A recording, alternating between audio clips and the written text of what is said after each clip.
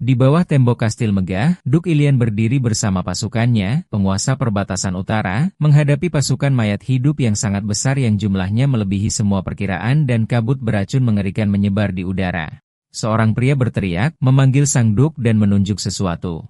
Dari antara pasukan orang mati, ksatria mayat hidup Dorian muncul, seorang ksatria yang sangat kuat sehingga bahkan 10 ksatria peringkat tinggi tidak dapat menjamin kemenangan melawannya jika mereka bertarung sampai mati. Salah satu pria menyarankan kepada sang Duk agar mereka mundur dan bersiap untuk pengepungan, bersikeras bahwa kemenangan tidak mungkin dengan pasukan mereka saat ini.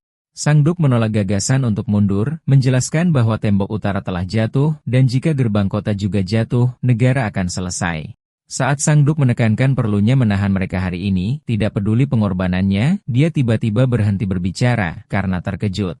Tiba-tiba, seseorang yang tak dikenal bergegas dengan kecepatan luar biasa menuju pasukan musuh, dan sang Duk bertanya-tanya tentang identitasnya. Terungkap bahwa orang ini adalah Lord Urian Rocks dari Marquisate Rock Selatan. Seseorang mengenalinya sebagai orang yang bertarung dengan belati. Keraguan menyebar di antara para pria tentang kemampuannya menghadapi Dorian dengan belati, percaya bahwa tidak mungkin membunuhnya. Eurion menyerang ksatria, Dorian, dan tubuh Dorian mulai meleleh di tengah keheranan semua orang yang bertanya-tanya bagaimana ini terjadi. Kemudian, Eurion mendaratkan pukulan lain pada sisa mayat hidup, dan tubuh mereka juga meleleh dengan satu serangan. Para pria kagum pada adegan di mana mayat-mayat mengerikan itu meleleh dengan satu pukulan. Salah satu dari mereka bertanya-tanya apakah Eurion adalah seorang santo yang dikirim dari surga, yang lain dengan sinis menjawab untuk tidak membuatnya tertawa. Pada kenyataannya, Eurion bukanlah orang suci. Dia menggunakan pertempuran untuk keuntungannya. Pesan sistem muncul di hadapannya, menyatakan bahwa dia telah mendapatkan pengalaman dan meningkatkan level teknik gunung tulang api, racun yang dapat melarutkan sumsum mayat hidup, dan bahwa teknik penyerapan 10.000 racun telah menyerap racun, meningkatkan pengalaman dari 4 seni racun surgawi. Euron menyatakan pada dirinya sendiri bahwa dia akan mengambil semua yang berguna untuk tubuhnya. Peristiwa itu kembali 6 bulan ke belakang di mana Euron bangun di kamar mewah bertanya-tanya di mana dia berada. Seorang wanita menyapanya dengan mengatakan, apakah Tuan Muda sudah bangun? Euron menatapnya dengan heran, mengagumi kecantikannya, tetapi dia memperhatikan pakaiannya yang aneh dan pedang di pinggangnya. Wanita itu bertanya tentang kondisinya, dan saat dia mencoba menjawab, dia mengatakan kepadanya bahwa dia akan segera memanggil pendeta dan pergi. Dia mencoba menghentikannya untuk menanyakan sesuatu, tetapi dia sudah pergi. Setelah wanita itu pergi, pemuda itu tetap sendirian, bertanya-tanya di mana dia berada. Tetapi ketika dia melihat tubuhnya di cermin, dia sangat terkejut. Dia berteriak kaget melihat penampilannya yang baru, bertanya-tanya kemana perginya tubuh aslinya, yaitu tubuh seorang pria dewasa dan menarik, dan bagaimana dia berubah menjadi bentuk tubuh yang gemuk dan kekanak-kanakan ini. Dia tidak bisa memahaminya dan berpikir dia mungkin berada dalam mimpi, berpikir bahwa jika dia kembali tidur, dia mungkin akan bangun dari mimpi buruk ini. Pada saat itu, seorang pria masuk dan menyapanya sebagai Tuan Muda, dan tampaknya dia adalah pendeta. Orang lain mengikuti pria itu, seorang pria tua dengan kehadiran yang mengesankan dan mengintimidasi. Selain pendeta, dia meraih tangan pemuda itu. Pria yang mengesankan itu dengan marah memarahi pemuda itu, menyebutnya aib bagi kehormatan keluarga dan bertanya apakah dia akhirnya memutuskan untuk bangun. Pemuda itu bertanya-tanya dalam hati tentang identitas pria yang menakutkan ini. Sementara pendeta mencoba menenangkan tuannya, menyarankan agar mereka menunda hukuman karena Tuan Muda baru saja bangun. Pria yang mengesankan itu dengan enggan berhenti memarahi pemuda itu setelah diyakinkan oleh perkataan pendeta. Setelah pendeta memeriksa pemuda itu, dia memberitahu pria yang mengesankan itu bahwa pikirannya tampak stabil dan sebagian besar lukanya telah sembuh, mengungkapkan kelegaannya. Tetapi pria yang mengesankan itu mencemooh kata lega dan berteriak bahwa dia lebih suka jika pemuda itu mati, lalu menuduhnya menyerang tunangannya dan menyebutnya monster. Dia terus memarahinya, mengingatkannya bahwa dia telah berusia 19 tahun dan sudah waktunya untuk tumbuh dewasa. Dia menunjukkan bahwa adik laki-lakinya telah membangkitkan auranya, sementara dia, putra sulung, semakin gemuk dari hari ke hari. Pemuda itu berdiri bingung dengan istilah aura, yang tidak dia mengerti. Pria yang mengesankan itu memerintahkannya untuk langsung menemui tunangannya dan meminta maaf dengan benar segera setelah dia pulih. Ketika pemuda itu bertanya siapa dia, pria itu berteriak bahwa dia adalah tunangannya, Aelia, memperingatkannya bahwa dia akan tamat jika dia tidak memaafkannya. Di bawah ancaman itu, pemuda itu menjawab dengan suara gemetar setuju. Pria itu menyimpulkan kata-katanya dengan peringatan terakhir kepada Eurion untuk tidak membawa lebih banyak rasa malu ke keluarga Rocks. Setelah mendengar nama Eurion Rox, pemuda itu menyadari kebenaran yang mengerikan. Dia adalah Eurion Rox.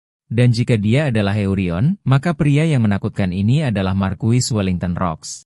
Tanpa sadar, dia mengucapkan nama Wellington secara langsung. Marquis menjadi marah karena putranya berani memanggilnya dengan nama depannya di hadapannya dan memukulnya dengan paksa. Tubuh Jurien terbang di udara dan jatuh ke tanah sementara mereka yang hadir mencoba menenangkan Marquis yang marah saat Jurien terbaring di lantai, hampir tidak sadarkan diri. Dia masih percaya bahwa semua yang terjadi tidak mungkin nyata, tetapi hanya mimpi. Kemudian tiba-tiba dia tersentak dan bangun. Jurien bangun lagi, masih kaget, bertanya-tanya mengapa dia tidak bisa bangun dari mimpi yang menyebalkan ini. Seorang wanita berambut putih masuk dan bertanya apakah dia sudah bangun. Dia menatapnya dengan kaget dan memanggilnya dengan nama Arin, dan dia menjawab, mengkonfirmasi identitasnya. Kebingungannya tumbuh saat dia meletakkan tangannya di kepalanya dengan putus asa. Jurien bertanya kepada Arin apakah alasan dia berada di tempat tidur adalah karena dia mengejar Ilya dan dipukuli olehnya sampai dia kehilangan kesadaran. Eren terkejut dengan nada bicaranya yang tiba-tiba formal, tetapi dia menegaskan kepadanya bahwa dia memang diserang oleh Lady Ilya dan bahwa dia memukulnya begitu keras hingga dia pingsan setelah dia mencoba menyerangnya. Eurion menyadari besarnya masalahnya dan merasa bahwa dia sudah selesai. Seluruh kebenaran tiba-tiba menjadi jelas baginya. Dia entah bagaimana berakhir di dalam novel web yang dia tulis sendiri. Bencana yang lebih besar adalah dia tidak bereinkarnasi sebagai protagonis, tetapi menjadi penjahat hina yang menciptakan masalah bagi pahlawan dan akhirnya mati dengan kematian yang menyedihkan. Dia panik, menolak untuk percaya apa yang terjadi dan berteriak bahwa ini bukan hanya webtoon, yang membingungkan Eren, yang menanyakan arti kata itu kepadanya. Euron menangis saat dia mengingat detail karakter Euron Rox yang kini telah menjadi dirinya. Dia ingat bahwa dalam novelnya, Euron adalah bajingan dalam segala hal, tanpa bakat atau keterampilan dan tidak pernah berlatih, hanya hidup dari nama keluarganya sebagai pewaris. Pada akhirnya, dia kehilangan tunangannya karena protagonis. Dan dalam keadaan marah, dia menyerang sang pahlawan hanya untuk menderita kekalahan telak dan mati dengan menyedihkan di sebuah gang belakang. Di tengah dunia yang tidak pasti ini, dia bertanya-tanya bagaimana dia seharusnya bertahan hidup, terutama karena dia tidak tahu kemampuan apa yang dimiliki Euron di dunia fiksi ini. Tetapi dia tiba-tiba ingat bahwa sebagai penulis cerita, dia setidaknya tahu peluang dan item yang belum ditemukan protagonis. Dia memutuskan dia perlu bersiap dengan cepat. Ketika dia mencoba bangun, dia tersandung dan merasakan berat tubuhnya yang dipenuhi lemak. Erin bertanya kepadanya dengan prihatin apakah dia baik-baik saja, tetapi dia tampaknya tidak tertarik dan dia menyarankan dia untuk terus beristirahat. Kemudian dia tiba-tiba berhenti, menatap ke angkasa, menyadari bahwa dia tidak dapat melihat benda itu sekarang. Saat Jurien bertanya-tanya mengapa dia tidak dapat melihat benda itu, dia menyadari itu mungkin terkait dengan kerutannya sebelumnya. Tiba-tiba, jendela sistem transparan muncul di hadapannya, mengungkapkan informasi tentang Eren. Euron menemukan dengan heran bahwa itu adalah jendela status terkenal dari dunia seperti itu. Jendela itu menampilkan nama Eren, sifat-sifatnya yang mencakup level pedang cepat 2, level pikiran jernih 1, dan level adaptasi aura 1, selain pengukur kasih sayang yang menunjukkan 0. Aurin memperhatikannya menatap ke angkasa dan bertanya tentang kondisinya. Euron menjadi bingung dan mengatakan kepadanya bahwa dia menjadi gila sesaat tetapi baik-baik saja sekarang, lalu memintanya untuk kembali ke tugasnya. Aurin setuju dan pergi. Begitu dia sendirian, Euron memanggil jendela status Aurin lagi untuk memeriksanya. Dia ingat bahwa dalam cerita aslinya, Arin selalu lebih kuat dan lebih berbakat daripada ksatria biasa, yang dikonfirmasi oleh sifat pedang cepat. Tapi dia berhenti di meteran kasih sayang, bertanya-tanya apa itu, dan apakah dunia ini seperti game simulasi kencan yang biasa dia mainkan. Namun, dia mencatat dengan lega bahwa tingkat kasih sayang tidak negatif, yang merupakan hal yang baik mengingat perilaku Jurien yang biasa. Jurien memutuskan ini bukan poin utama dan mencoba memanggil jendela statusnya sendiri. Memang, itu muncul di hadapannya, mengungkapkan namanya, Jurien Rox, kondisi khususnya, obesitas morbid, dan sifat unik mata pencipta level 1, selain 4 seni racun surgawi, terkunci, dan tingkat sinkronisasi 99,9%. 4 seni racun surgawi terutama menarik perhatiannya, tetapi dia memperhatikan bahwa sifat itu ada di sana, namun tetap terkunci. Dia ingat itu diambil dari webtoon usia yang dia sukai, yang menampilkan seorang pahlawan wanita yang menarik. Seni bela diri itu bergantung pada racun dan senjata tersembunyi. Jurien menyadari dunianya adalah campuran ide yang aneh, tetapi dia melihat seni ini sebagai kesempatan emas dan percaya itu mungkin tiketnya untuk bertahan hidup. Teks tersebut menggambarkan kemampuan ini sebagai milik klan dari novel Wuxia Tiongkok, sebuah sekte bergengsi dari provinsi Sichuan yang berspesialisasi dalam racun dan pembunuhan diam-diam dengan senjata tersembunyi yang diracuni. Nama sifat ini muncul di jendela statusnya sebagai Tang Clan of Sichuan, terkunci, membuat Euron bertanya-tanya mengapa itu ada di dunia fantasi abad pertengahan dan apa yang akan terjadi jika dia bisa membuka kemampuan ini. Di tempat lain, Eren memanggil Marquis yang bertanya kepada Eren apakah Euron sudah bangun. Eren menjawab dengan afirmatif, membenarkan dia bangun beberapa saat yang lalu ketika dia bertanya tentang kondisinya. Dia mengatakan kepadanya dia belum tampak normal dan dia tersandung ketika dia mencoba berdiri, menunjukkan tubuhnya masih dalam kondisi yang buruk. Marquis terkejut dengan ini, terutama karena pendeta Alio mengatakan kepadanya luka Euron tidak dalam. Saat Marquis pergi, dia bertanya kepada Arin apakah dia melihat sesuatu yang aneh dalam perilaku Euron. Dia menunjukkan bahwa biasanya, Euron akan marah jika diminta untuk meminta maaf kepada Alia, tetapi kali ini dia setuju dengan tenang dan anehnya. Marquis percaya kepribadian putranya belum berubah, dan ketenangannya saat ini hanyalah linglung sementara, mengharapkannya untuk kembali ke sifat marahnya pada esok hari, bersumpah akan membalas dendam pada Alia. Sebaliknya, Eren mengungkapkan harapannya agar Tuan Muda akan pulih dan berangsur-angsur membaik. Marquis mencemooh kepercayaannya padanya, mengakui bahwa dia sendiri, ayahnya, sudah menyerah padanya. Dia tertawa getir, mengatakan dia merasa kasihan padanya dan akan lebih baik jika dia membiarkannya menjalani hidupnya sebagai seorang ksatria. Erin tetap diam, memikirkan betapa sulitnya hal-hal bagi tuannya, tetapi dia ingat bahwa Tuan Muda hari ini tampak berbeda dengan cara yang sulit dijelaskan. Sementara itu, Yurian meminta Eren untuk membimbingnya ke aula pelatihan karena dia ingin melakukan beberapa latihan. Eren terkejut dengan permintaannya yang tiba-tiba untuk berlatih pada waktu tertentu ini, tetapi Yurian bersikeras. Saat mereka berjalan, Yurian memikirkan kemampuan barunya. Sifat mata pencipta memungkinkannya untuk melihat statistik, tetapi dia tidak tahu bagaimana cara membuka kemampuan Tang Clan of Sichuan yang terkunci. Dia menduga bahwa obesitasnya mungkin menjadi alasannya dan memutuskan untuk memulai dengan berolahraga sebagai langkah pertama. Yurian merasa lelah hanya dengan berjalan melewati taman istana yang luas, yang seukuran beberapa lapangan bermain. Dia menyadari dia tidak cocok untuk latihan di rumah karena obesitasnya selalu menariknya kembali ke tempat tidur. Dia juga memperhatikan bahwa setiap kali dia melewati seorang pelayan, meteran afinitas mereka menunjukkan nilai yang sangat negatif mulai dari kebencian hingga rasa jijik yang hebat. Sepertinya semua orang di sekitarnya membencinya. Dia tidak menyalahkan mereka, mengakui pada dirinya sendiri betapa buruknya kepribadian Yurian yang asli. Setelah berjalan yang melelahkan, mereka akhirnya tiba di aula pelatihan ketiga, yang kurang digunakan oleh para ksatria. Mereka melihat ada orang lain di sana. Segera setelah mata Yurian tertuju padanya, sebuah jendela status muncul dengan pesan yang mengejutkan.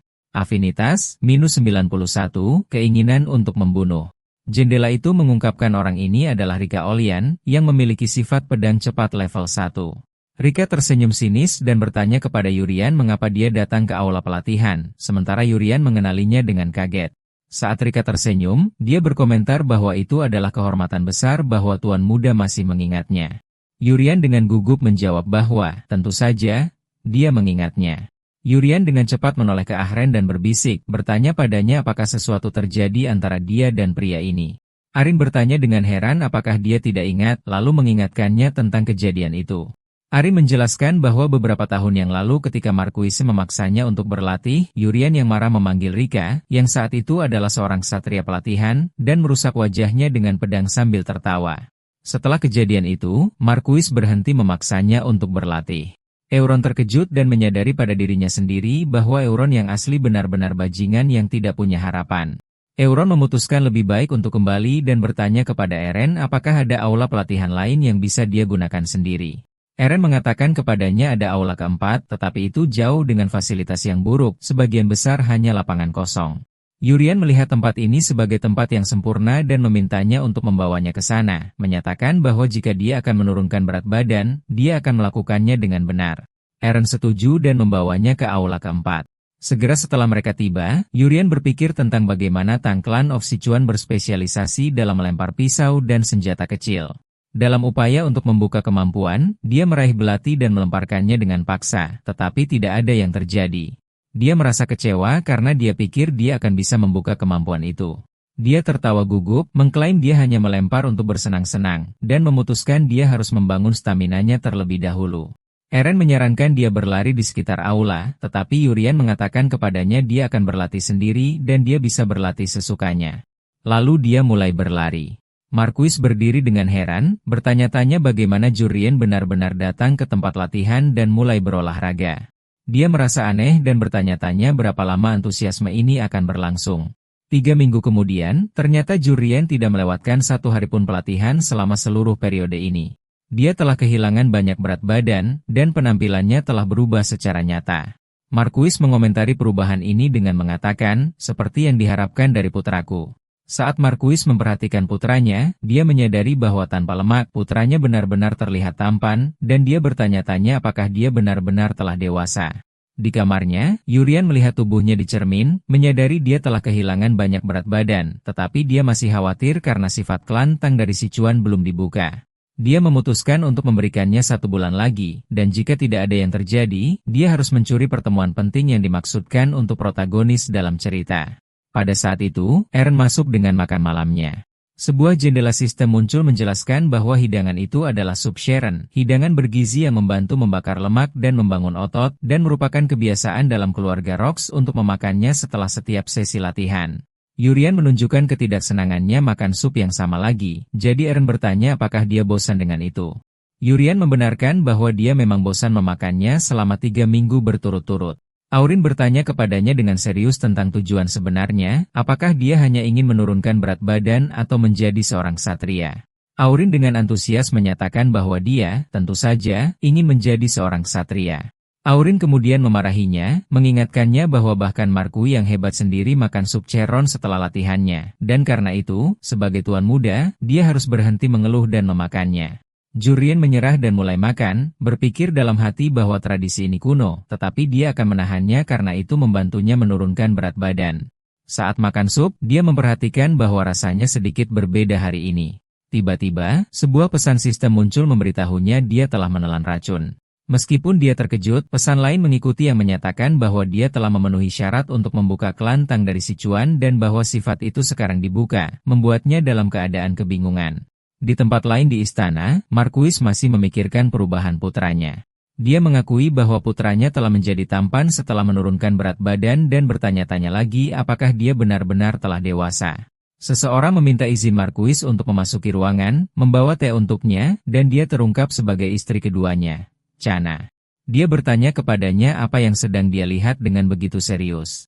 Marquis menjawab bahwa dia hanya memikirkan keindahan taman. Chana memuji seleranya dan mengatakan kepadanya bahwa dia secara pribadi telah merawat taman dengan baik, dan Marquis memujinya atas keterampilannya yang luar biasa. Saat Marquis dan istrinya Chana bercakap-cakap, Kaina bertanya kepadanya kapan dia akan memilih Colin sebagai ahli warisnya seperti yang dia sebutkan sebelumnya. Dia menambahkan bahwa karena masalahnya sudah diputuskan, akan lebih baik untuk mempercepatnya.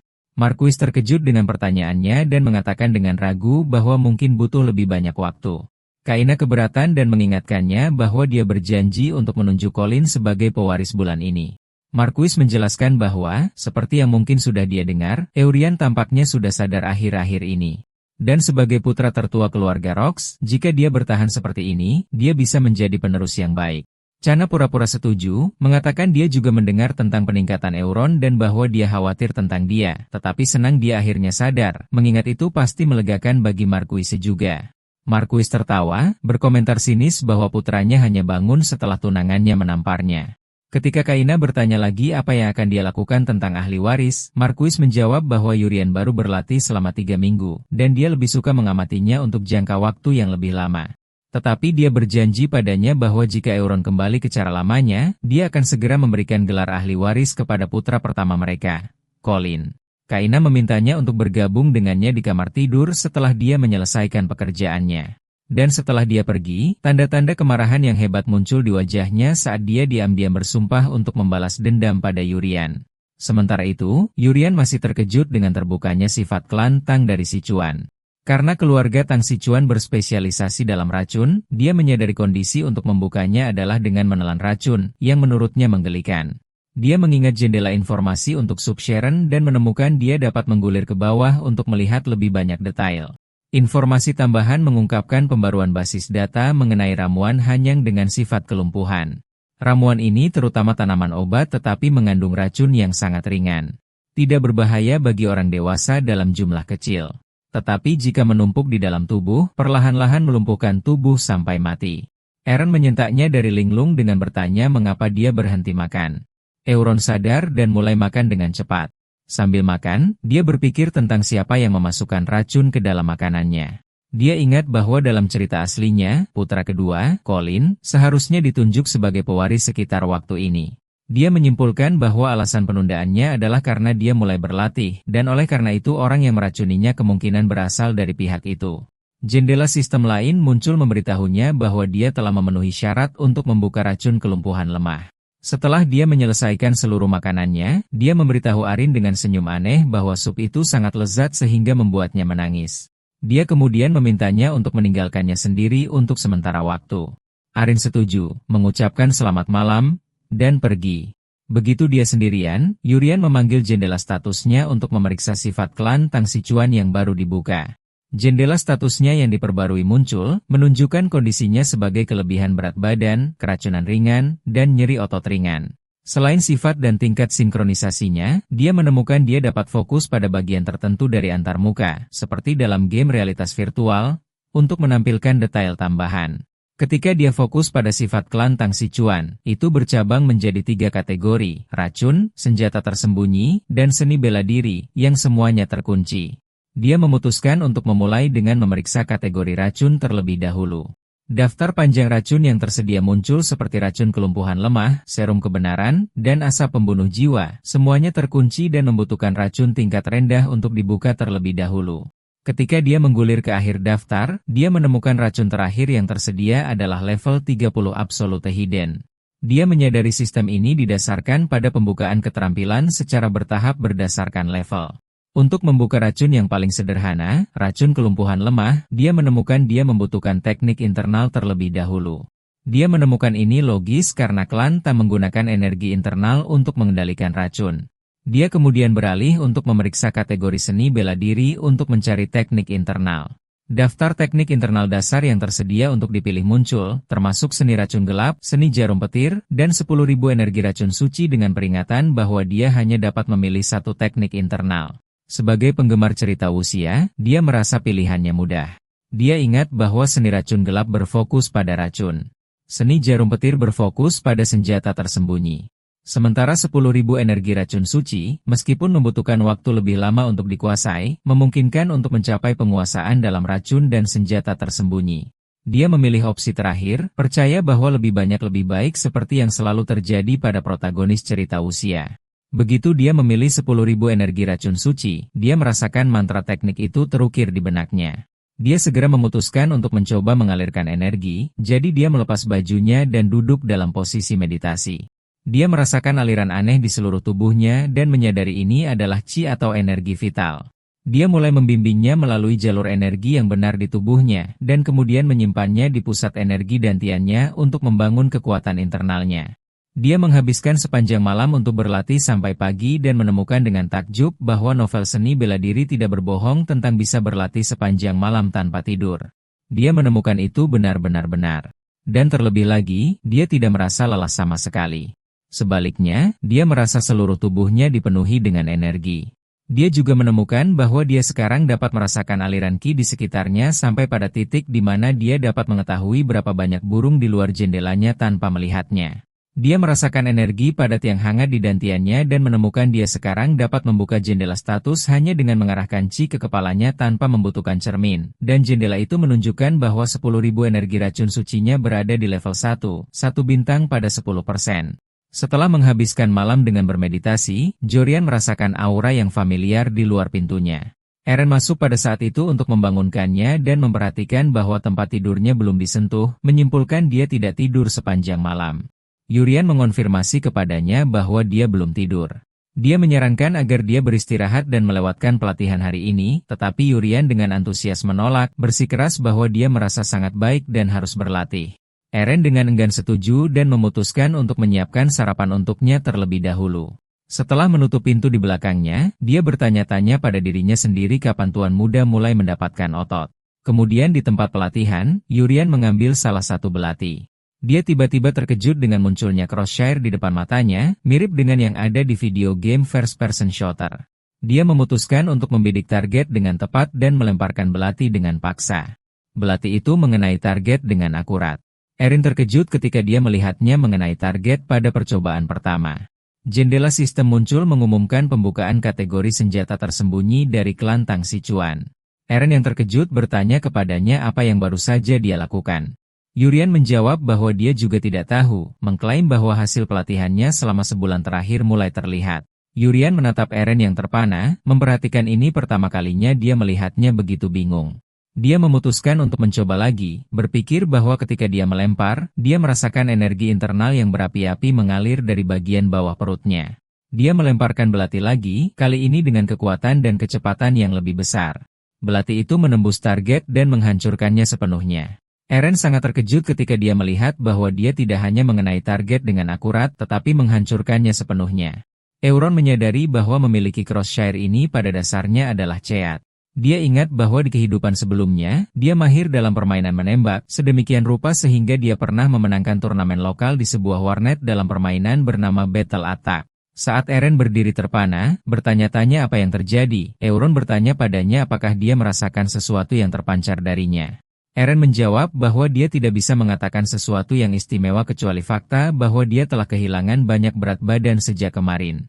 Dia menegaskan bahwa sementara dia terus-menerus menurunkan berat badan karena pelatihan sehari-harinya dan makan sup Sharon, perubahan pada dirinya hari ini sangat terlihat. Yurian terkejut dengan jawabannya dan menyadari bahwa dia tidak dapat merasakan aliran energi internal di tubuhnya. Dia menyimpulkan dari ini bahwa di dunia ini, dia adalah satu-satunya yang dapat menggunakan energi internal, dan tidak ada orang lain yang dapat mendeteksinya, yang berarti dia telah mendapatkan kekuatan yang luar biasa dan unik. Yurian memutuskan untuk terus berlatih dan melempar lebih banyak belati dengan presisi ekstrim. Kali ini, dia melempar belati yang menembus belati yang sudah menancap di target, yang membuat Erin terkesan, dan dia menutup mulutnya karena terkejut. Dia meminta untuk mencoba melempar sekali sendiri. Erin melempar belati itu, tetapi meleset dari target sepenuhnya. Yurian tertawa, menunjukkan bahwa dia akhirnya menemukan sesuatu yang tidak bisa dia lakukan, yang membuatnya kesal.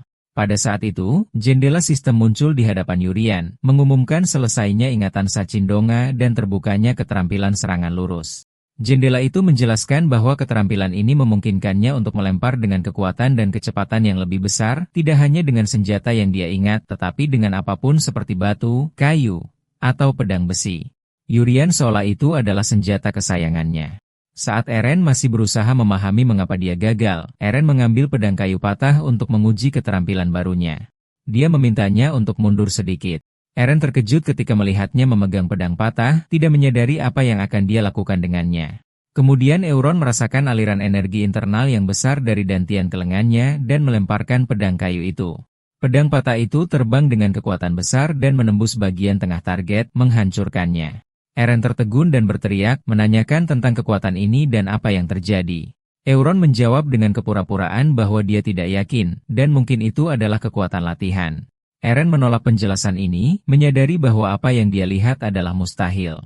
Pada saat itu, Euron berbicara kepadanya dengan serius, mengatakan bahwa dia tahu dia melaporkan urusannya kepada ayahnya, Marquis. Pengakuan ini mengejutkannya, jadi dia meminta bantuannya, yaitu untuk merahasiakan masalah ini untuk saat ini.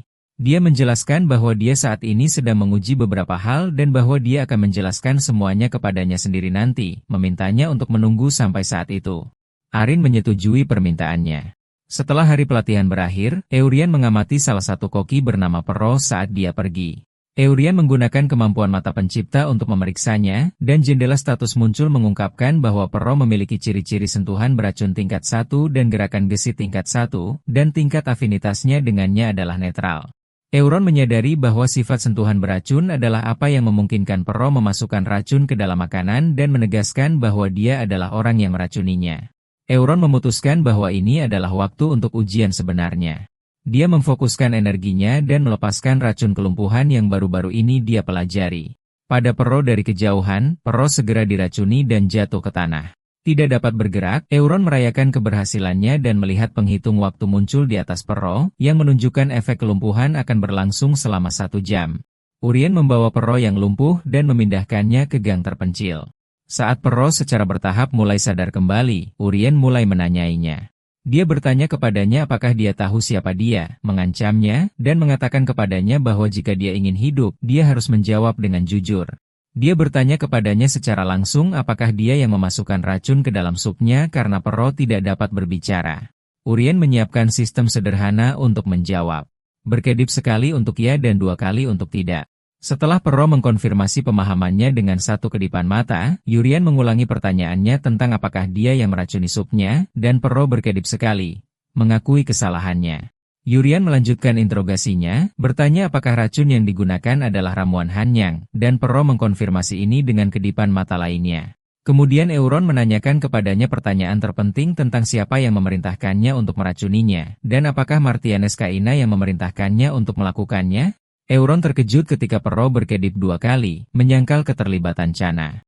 Euron meragukan jawabannya dan memperingatkannya untuk tidak berbohong, mengancam akan menggorok lehernya dan mengklaim dia bisa tahu apakah dia berbohong atau tidak. Saat Euron menekan dan mengancam Perrault, dia mengulangi pertanyaannya tentang apakah Lady Chana yang memerintahkannya untuk meracuninya. Perrault tetap diam sejenak kemudian berkedip 2 kali lagi, menyangkal keterlibatan Chana. Jurien terkejut dengan desakannya, tetapi dia melihat di matanya bahwa dia tidak berbohong, jadi dia bertanya-tanya tentang identitas orang yang sebenarnya yang memberikan perintah itu. Jurien memutuskan untuk menunda mencari tahu informasi ini untuk nanti. Setelah itu, Jurien mengeluarkan sesuatu dan memaksa Perrault untuk memakannya. Dia mengatakan kepadanya bahwa apa yang dia makan adalah racun kelumpuhan dan bahwa dia hanya memiliki 1 bulan untuk hidup. Dia memperingatkannya bahwa jika dia tidak mengambil penawar racun dalam kepemilikannya dalam bulan ini, semua organ internalnya akan larut. Dengan itu, dia memaksanya untuk mengikuti perintahnya mulai sekarang dan bertanya apakah dia mengerti arti kata-katanya, yang disetujui Perrault dengan kedipan mata yang ketakutan. Euron meletakkan tangannya di kepala Perrault dan membatalkan efek racun kelumpuhan padanya, dan Perrault terkejut mendapatkan kembali kemampuannya untuk bergerak. Segera setelah Perrault mendapatkan kembali kemampuannya untuk berbicara, Euron menanyakannya untuk terakhir kalinya siapa yang memerintahkannya untuk meracuninya. Perrault mengaku bahwa orang yang memberi perintah adalah Komandan Ksatria, Carros Levington. Euron mengenali nama itu, dan Perrault menjelaskan bahwa Charras memerintahkannya untuk membunuh Tuan Muda karena penyakit dalam tahun ini. Euron ingat bahwa Charras adalah kakak laki-laki Kaina yang mendapatkan posisi Komandan Ksatria berkat pernikahannya dengan Marquis, dan dia menyadari kesimpulannya tidak sepenuhnya salah dan bahwa Carrox adalah rekannya. Euron memutuskan ini bukan bagian yang penting sekarang dan memberi Perrault selembar kertas. Perrault menyadari kertas itu berisi daftar racun. Euron mengatakan kepadanya bahwa karena Perrault memiliki pengetahuan yang luas tentang racun, itu berarti dia dapat memperolehnya dari pasar gelap menggunakan uang yang akan dia dapatkan dari Carrox. Dia memerintahkannya untuk mengumpulkan semua racun dalam daftar dan membawanya kepadanya, dan untuk memulai dengan apa yang sudah dia miliki pada besok malam. Ketika Perrault bertanya mengapa dia membutuhkan racun ini, Euron memarahinya dan mengatakan kepadanya bahwa dia tidak memberinya izin untuk mengajukan pertanyaan. Perrault mundur ketakutan dan setuju untuk melaksanakan perintah itu. Sebelum Perrault pergi, Euron menambahkan 1 perintah mengejutkan terakhir. Mulai sekarang, supnya harus selalu penuh dengan ramuan Hanyang. Perintah ini membuat Perrault dalam keadaan kebingungan total, sementara Euron tertawa, terkesan dengan betapa menakjubkannya seni bela diri itu. Saat Perrault pergi, Urien berpikir sinis tentang bagaimana Perrault percaya kebohongan racun kelumpuhan, mengungkapkan bahwa apa yang dia paksakan untuk dimakannya hanyalah daun kering. Urien memutuskan bahwa dia perlu segera menguasai seni bela diri klan Tang dari Sichuan.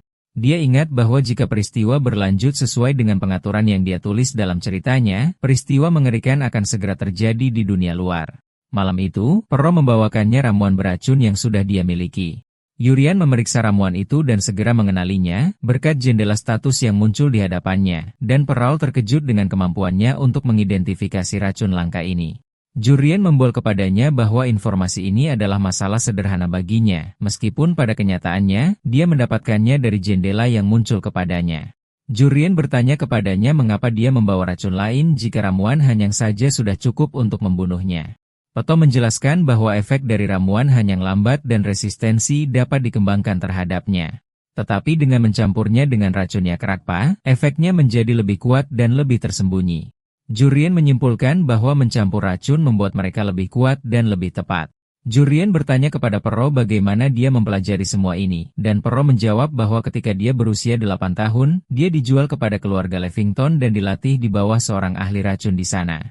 Dia menambahkan bahwa ada sekitar 20 anak lainnya, tetapi mereka semua meninggal, dan hanya dia yang selamat. Euron menyadari bahwa Perrault menyimpan dendam besar terhadap keluarga Levington dan bahwa dia telah menemukan alat yang berguna.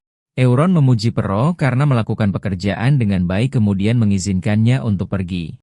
Setelah memberhentikan Perrault, Euron memutuskan untuk memulai latihannya. Dia mengambil semua ramuan beracun dan mulai memakannya. Jendela sistem dengan pesan berturut-turut muncul memberitahunya bahwa dia telah menelan berbagai racun dan bahwa tubuh dari 10.000 racun ilahi menyerapnya. Tiba-tiba, peringatan bahaya muncul mengharuskannya untuk melakukan meditasi pernapasan segera. Yurian duduk dan bermeditasi dalam-dalam, bertekad untuk mencapai tahap kedua dari tekniknya. Keesokan paginya, Erin masuk untuk membangunkan Yurian. Dia terkejut melihatnya duduk tanpa baju sambil bermeditasi. Dia terkejut melihat tubuhnya, yang telah berubah dalam semalam menjadi fisik berotot. Sebuah jendela sistem muncul di hadapan Euron, memberitahunya bahwa energi 10.000 racun ilahi telah maju ke tahap kedua, bahwa ia telah memperoleh seni bela diri baru, langkah naga kecil, dan bahwa beberapa teknik racun baru telah dibuka. Saat Eren bertanya dengan bingung apa yang terjadi, dia mencium bau busuk yang berasal dari tubuhnya. Euron menyadari bahwa apa yang dikatakan novel itu benar. Ketika energi internal meningkat dan seni bela diri maju, tubuh mengeluarkan sejumlah besar limbah sekaligus. Yurian menyadari baunya benar-benar menjijikan, jadi dia bergerak untuk membuka jendela. Eren memohon padanya untuk tidak melakukan apapun dan memerintahkan Yurian untuk pergi ke kamar mandi, dan dia menyuruhnya untuk segera pergi. Setelah membersihkan diri, dia pergi bersama Eren, dan mereka menuju ke tempat latihan. Di jalan, Yurian mulai mempelajari keterampilan baru yang lucu, langkah naga kecil, gerakan kaki khusus dari kelantang, cocok untuk gerakan cepat, pembunuhan, dan penghindaran. Yurian merasa gembira mempelajari keterampilan yang biasanya hanya muncul di novel-novel usia dan menemukan bahwa hanya meniru gerakan saja sudah memberinya perasaan yang baik. Dia bertanya dengan khawatir apakah dia baik-baik saja. Eren memperhatikan jalannya yang aneh, yang menyerupai orang mabuk. Yurian tertawa dan meyakinkannya bahwa dia baik-baik saja, tetapi dia tetap khawatir dan bertanya apakah dia yakin tentang pergi ke aula pelatihan pertama hari ini. Menunjukkan bahwa itu akan ramai dengan ksatria, Yurian meyakinkannya bahwa dia baik-baik saja dan menjelaskan bahwa dia hanya ingin melihat bagaimana ksatria lain berlatih. Ketika mereka tiba, para ksatria yang sedang berlatih menyadari kehadiran mereka. Salah satu dari mereka mengenali Arin sebagai pelayan tuan muda, tetapi mereka tidak mengenali Yurian pada awalnya, malah bertanya-tanya tentang identitas pemuda tampan ini. Kemudian salah satu dari mereka ingat rumor bahwa tuan muda telah kehilangan banyak berat badan, dan mereka menyadari bahwa pemuda ini adalah Euron sendiri. Bisikan beredar di antara mereka, mengungkapkan ketidakpercayaan mereka pada transformasi ini karena dia gemuk seperti babi baru sebulan yang lalu, dan mereka bertanya-tanya jenis sihir apa yang dia gunakan. Berkat energi internalnya, Euron dapat mendengar semua bisikan mereka dengan jelas. Dia melihat seorang ksatria yang sedang berlatih dengan serius dan mahir dan berkomentar bahwa dia akan segera menjadi ksatria junior.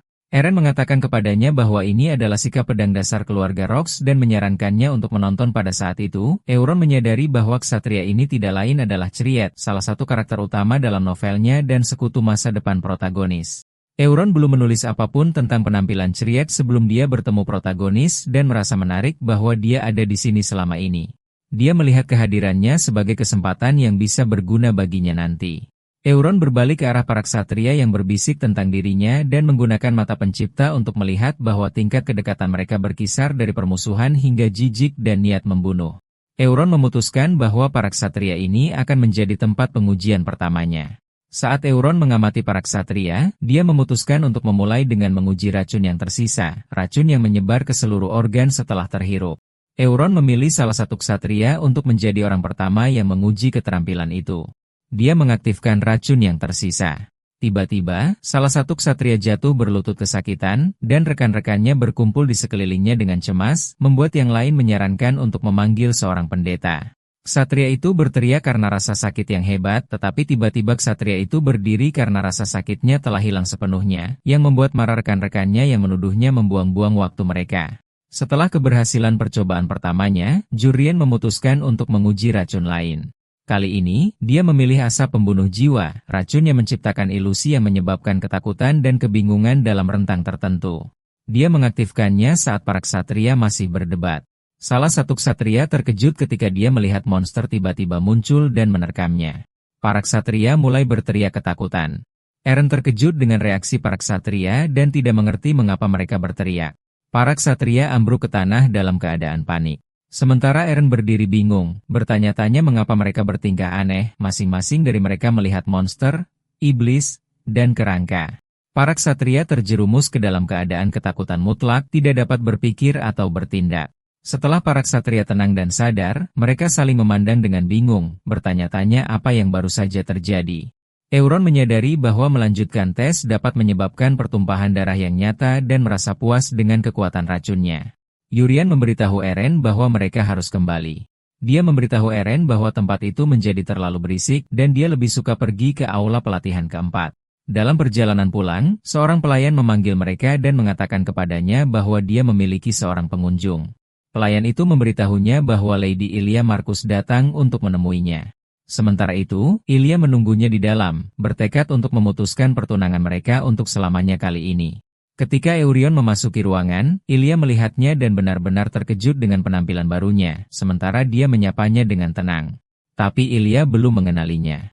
Ketika pelayan itu memberitahunya tentang kedatangan Lady Ilia, Euron memikirkan tunangannya, Ilia Marcus, yang terampil dengan tinjunya. Dia ingat bahwa sekitar waktu ini dalam cerita aslinya, Ilia mulai menuntut pembatalan pertunangan mereka, tetapi Yuri yang asli terus menolak.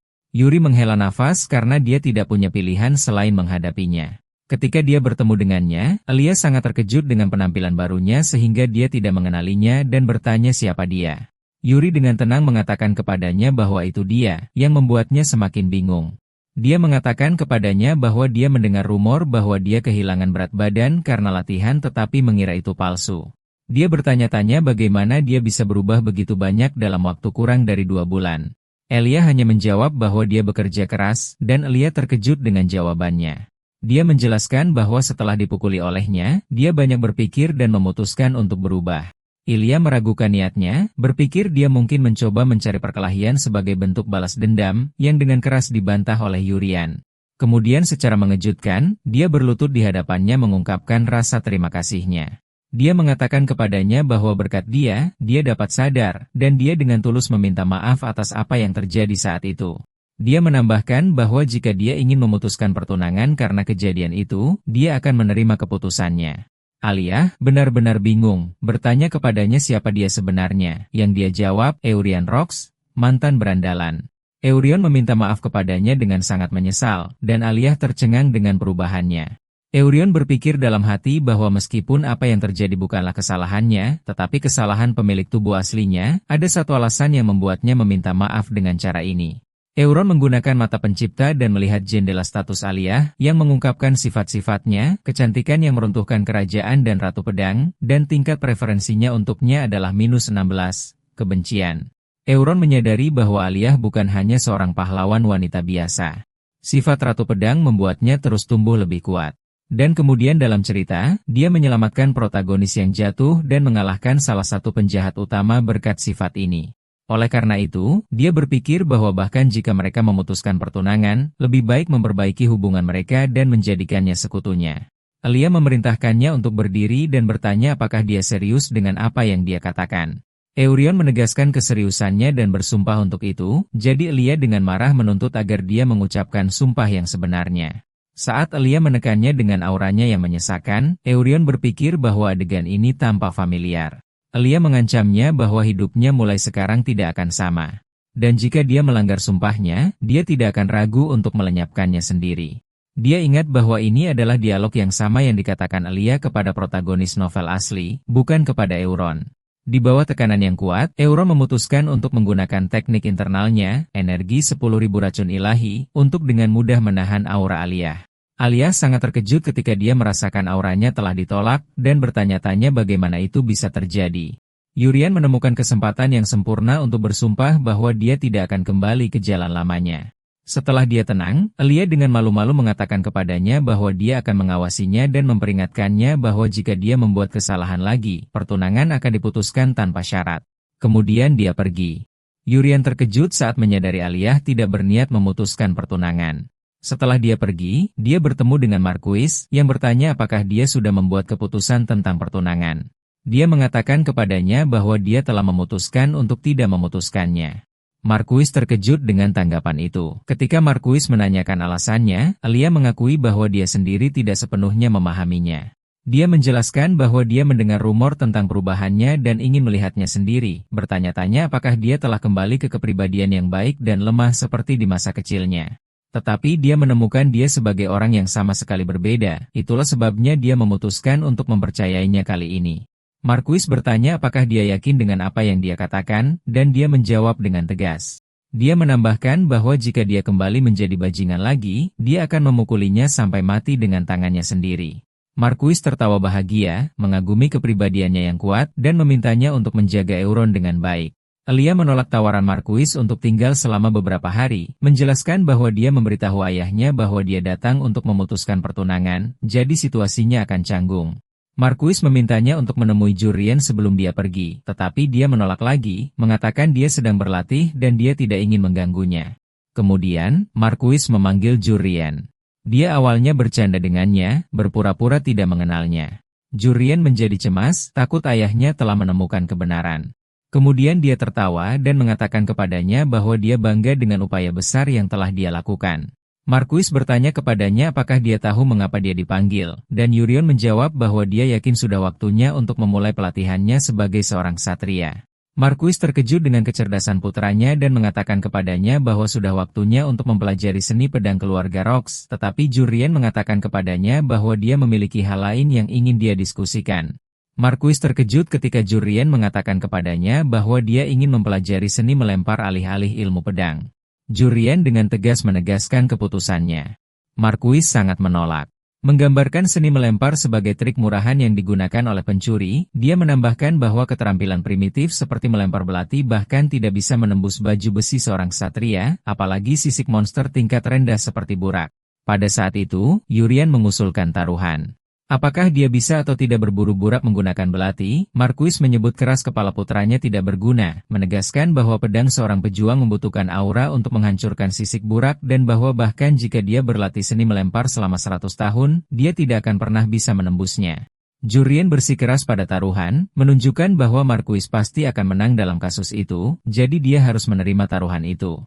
Jadi Marquis akhirnya setuju, melihatnya sebagai kesempatan untuk mematahkan kekerasan kepala putranya. Mereka menyetujui persyaratan taruhan. Jika Jurien berhasil berburu Burak, dia akan melatihnya sendiri mulai sekarang. Tetapi jika dia gagal, dia akan mengikuti keinginan Marquis. Jurien senang dan memutuskan untuk mempersiapkan tes praktik keesokan harinya. Jurien bertanya-tanya pada dirinya sendiri berapa banyak upaya yang dia butuhkan untuk menembus sisik boraks. Dia berencana untuk makan beberapa ramuan beracun tersembunyi malam itu untuk meningkatkan level energi 10.000 racun dewa miliknya ke bintang ketiga. Eren kemudian datang kepadanya dengan pesan dari Marquise, menetapkan waktu untuk tes pada pukul 12 siang di aula pelatihan pertama.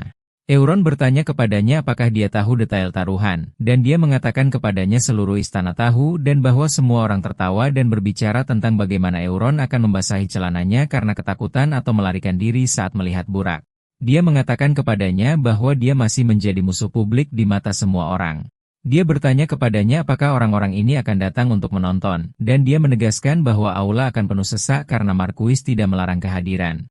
Jurien menjadi bingung, bergumam pada dirinya sendiri bahwa apa yang dia lihat telah berubah menjadi adegan yang spektakuler. Jurien meminta pendapatnya, dan dia menjawab bahwa dia percaya besok akan menjadi harinya. Malam itu, Jurien mencapai bintang ketiga dalam tekniknya. Pada hari taruhan, aula pelatihan dipenuhi dengan kerumunan orang. Marquis bertanya kepada Jurien apakah dia sudah siap. Jurien memperhatikan sejumlah besar peserta, dan Marquis mengklaim dia hanya memberitahu penyihir pribadinya dan bahwa berita itu entah bagaimana menyebar. Dia memperingatkannya untuk tidak mempermalukan dirinya sendiri di depan semua orang. Setelah itu, seorang tetua memulai ritual pemanggilan. Euron menyaksikan dengan kagum, karena ini adalah pertama kalinya dia melihat sihir secara langsung. Tiba-tiba, monster besar menerobos tempat itu, menendang awan debu tebal yang diselingi dengan aura yang jenuh dengan muatan listrik. Apa yang lebih mengejutkannya adalah bahwa dia akan melihat monster yang dia ciptakan sendiri sebagai penulis dengan matanya sendiri. Monster Burak muncul, monster laut yang tingginya 150 cm. Kerumunan panik melihat penampilannya yang aneh, tetapi Yurian melihatnya dengan rasa ingin tahu. Dia ingat menciptakan monster ini dengan tergesa-gesa saat makan sashimi di restoran ketika dia kekurangan ide.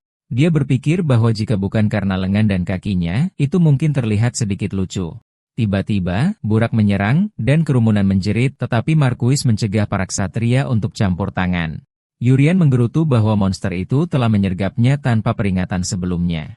Yurian memperhatikan bahwa monster itu tidak terlalu cepat dan memutuskan untuk menguji kekerasan sisiknya terlebih dahulu. Ketika dia fokus, Crosshair baru muncul di hadapannya, menunjukkan titik lemah monster itu. Dia memutuskan untuk mencoba membidiknya. Dia melemparkan belatinya dengan sangat presisi ke arah titik lemah. Monster itu terkena belati dan melompat karena intensitas rasa sakit. Monster itu mati seketika. Yurian terkejut bahwa dia menghabisinya hanya dengan satu pukulan. Keheningan yang membungkam menyelimuti aula, kemudian kerumunan meledak dalam sorak-sorai, menyatakan bahwa Tuan Muda telah berhasil berburu Burak dan bahwa apa yang dia lakukan benar-benar luar biasa. Jurien berdiri dengan kemenangan saat semua orang memanggil namanya. Dalam keadaan tidak percaya, Marquis bertanya kepada Jurien bagaimana dia melakukan itu. Jurien hanya menjawab bahwa dia membidik dengan baik dan mengenai target. Marquis menolak untuk menerima hasilnya. Menganggapnya tidak logis bagi seorang Burak untuk mati karena satu belati, Eurion memanfaatkan kehadiran orang banyak dan mengisyaratkan dengan lantang bahwa Marquis Agung pasti tidak akan mengingkari kata-katanya. Komandan Ksatria mencoba menyelamatkan situasi, menunjukkan bahwa belati Jurien mendarat tepat di bawah lengan Burak di mana tidak ada sisik, dan bahwa apa yang terjadi hanyalah keberuntungan. Marquis bersikeras untuk mengulangi taruhan, tetapi Jurien menolak. Marquis kemudian menawarkan untuk menambahkan janji baru ke taruhan. Jika Jurien menang lagi, dia akan mengabulkan satu permintaannya, apapun itu. Tetapi jika Eurion kalah, dia harus belajar ilmu pedang seperti yang direncanakan semula. Marquis menambahkan bahwa lawan kali ini bukan Burak, tetapi seorang ksatria. Dia bertanya kepada Eurion apakah dia akan menerima taruhan itu, dan Eurion setuju. Euron melihat ini sebagai kesempatan, terutama ketika dia memperhatikan bahwa Komandan Ksatria Karrox ada di antara penonton dan berpikir itu mungkin menjadi kesempatan untuk mematahkan harga diri Karrox. Tetapi dia mundur dari ide ini, menyadari mungkin lebih baik untuk membiarkannya untuk saat ini untuk memastikan dia terus menerima pasokan racunnya melalui Pero. Euron memberitahu Marquis bahwa dia mengerti menghadapi seorang ksatria resmi akan terlalu sulit baginya, dan menyarankan agar dia menghadapi seorang ksatria magang untuk membuat duel itu adil. Euron terkejut ketika dia menyadari bahwa itu telah sampai pada titik dia menghadapi seorang ksatria magang. Dia kemudian meminta Marquis untuk mengizinkannya memilih ksatria itu sendiri. Ketika Marquis meminta pilihannya, Euron mengumumkan bahwa dia akan memilih Chriet. Chriet dipanggil, dan dia melangkah maju dengan hormat. Marquis memberinya misi. Dengan segenap keberanian, Chriet menerima setiap misi yang diberikan Marquis kepadanya. Marquis mengatakan bahwa misinya adalah menghadapi anak itu dan memperbaiki kebiasaan buruknya. Chriet terkejut dengan perintah ini. Marquis memperhatikan kekhawatiran Chriet dan bertanya apakah dia bisa menyelesaikan misi tersebut, tetapi dia setuju untuk menjalankannya setelah Marquis bersikeras. Yurion meyakinkan Chriet dan menyuruhnya untuk tidak terlalu khawatir. Saat Yurion dan Chriet bersiap untuk duel, Yurion mengumumkan bahwa dia hanya akan melempar 3 belati. Dan jika Chriet bisa memblokir semuanya, dia akan menganggap dirinya kalah. Pengumuman ini membuat marah Marquis yang menganggapnya sebagai kesombongan dan mendesak Chriet untuk memberinya pelajaran. Para penonton berbagi kegembiraan Marquis, bersorak untuk Chriet dan mengancamnya dengan tidak ada makanan atau hukuman jika dia kalah. Di tengah hiruk-pikuk, Euron mendengar suara wanita yang mendoakannya semoga berhasil, yang membuatnya senang. Saat duel dimulai, Eurion bersiap untuk melempar belati pertama. Dia menggunakan mata pencipta untuk memeriksa lawannya, tetapi terkejut melihat banyak tanda target di tubuh Kraid. Tidak seperti monster Burak, yang hanya memiliki satu, dia menyadari bahwa menargetkan salah satu dari titik-titik ini akan mengakibatkan pembunuhan Kraid yang tidak dia inginkan. Oleh karena itu, dia memutuskan untuk membidik langsung pedang Kraid. Euron melempar belati pertama dengan kekuatan besar, dan ketika bertabrakan dengan pedang Kraid, Kraid terdorong mundur beberapa langkah, dan suara ledakan seperti meriam terdengar. Marquis terkejut dan tetap berdiri di tempatnya, terpana oleh kekuatan luar biasa yang berasal dari belati biasa. Chriet gemetar karena terkejut oleh belati yang mengenai pedangnya, bahkan membuat retakan di dalamnya. Eurian memberitahu Chriet bahwa serangan ini hanyalah peringatan agar tidak berpuas diri dalam pertahanannya. Dia kemudian bersiap untuk lemparan kedua, mengumumkan bahwa kali ini dia akan melempar dengan kekuatan penuhnya. Yurian yakin bahwa Kraid, sebagai karakter utama, tidak akan mati karena pukulan ini. Yurian menggunakan skill serangan lurus dan melempar belati kedua. Kraid menyadari kekuatan belati itu sangat besar, dan meskipun dia mencoba memblokirnya, pedang Chariot patah saat benturan. Di tengah keheranan para penonton dan Marquise, dia terlempar ke tanah dengan berlutut, mengakhiri duel dengan menjatuhkan pedangnya di tengah kebingungan Marquise. Setelah kekalahan Chariot, Marquise meminta untuk berbicara dengan Euron secara pribadi, tetapi Chariot turun tangan, keberatan bahwa taruhan belum berakhir, dan masih ada satu belati yang tersisa. Marquise mencoba mengakhiri duel, tetapi Euron memutuskan untuk bertanya langsung kepada Chariot. Euron meminta Chariot untuk mengangkat kepalanya dan bertanya apakah dia akan menerima hasil yang tidak meyakinkan ini. Chariot tidak menemukan cara untuk merespons karena dia merasa tidak mampu menghadapi Euron, mengingatkannya bahwa yang membuat seorang ksatria adalah mencapai hasil akhir, baik kemenangan atau kekalahan. Dengan menanyainya apakah dia akan menyerah seperti ini, Chariot mendapatkan kembali tekadnya dan meminta pedang baru, menyatakan bahwa dia tidak akan mundur dengan cara ini. Tiba-tiba, Chariot membangkitkan auranya yang membuat orang-orang yang hadir terkejut. Euron menyadari ini sangat sesuai dengan cerita yang dia tulis, di mana sifat berserker Chariot muncul ketika dia mencapai batas absolutnya. Euron melihat ini sebagai kesempatan untuk menguji teknik lanjutannya.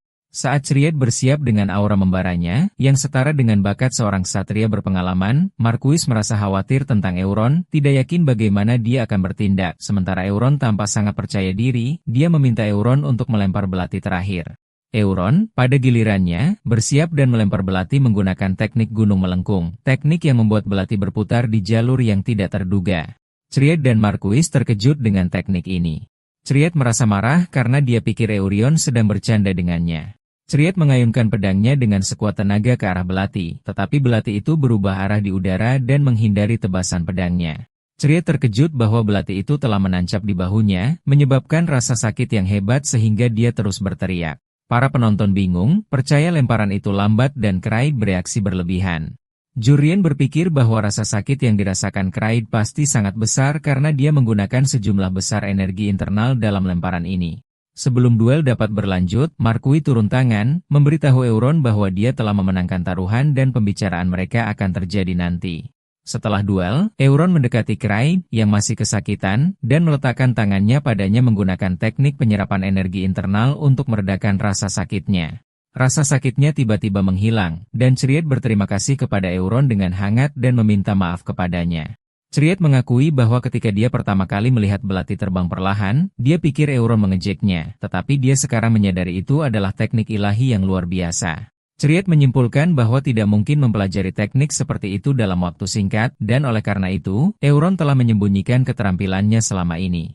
Cride terus mengembangkan teorinya, bertanya-tanya apakah ada organisasi rahasia yang menargetkan keluarga Marquise dan bahwa Euron telah menyembunyikan kekuatannya sampai sekarang sebagai bagian dari pengorbanan besar untuk melindungi keluarga. Euron kagum dengan imajinasi liar Kraid dan menyadari kepribadiannya cenderung menyukai teori konspirasi. Kraid menawarkan jasanya kepada Euron, berjanji untuk membantunya melawan organisasi rahasia apapun di masa depan. Pada saat itu, Euron memperhatikan bahwa tingkat afinitas Kraid telah meningkat menjadi 26, menguntungkan. Euron tidak mencoba mengoreksi kata-kata Kraid, hanya mengucapkan selamat tinggal dengan mengatakan dia akan menemuinya nanti. Setelah Kraid pergi, berteriak bahwa dia akan menyebarkan kebenaran bahwa Tuan Muda tidak pernah menjadi bajingan. Euron memutuskan itu adalah ide yang baik untuk dekat dengan Kraid, yang nantinya akan menjadi ksatria yang sangat kuat. Arryn memuji penampilannya, mendorong Euron bahwa dia melakukannya dengan baik dalam pertempuran. Arryn bertanya kepada Euron tentang teknik yang dia gunakan di akhir duel. Euron mengatakan padanya itu adalah teknik baru dan meminta pendapatnya tentang hal itu. Arryn menjawab bahwa dia menjalankan duel virtual di kepalanya, dan jika dia menghadapi teknik ini untuk pertama kalinya tanpa melihatnya, dia akan dikalahkan. Tapi sekarang dia mampu memblokirnya. Yurian menyadari ini berkat sifat pikiran jernih yang langka dan kuat yang dia miliki.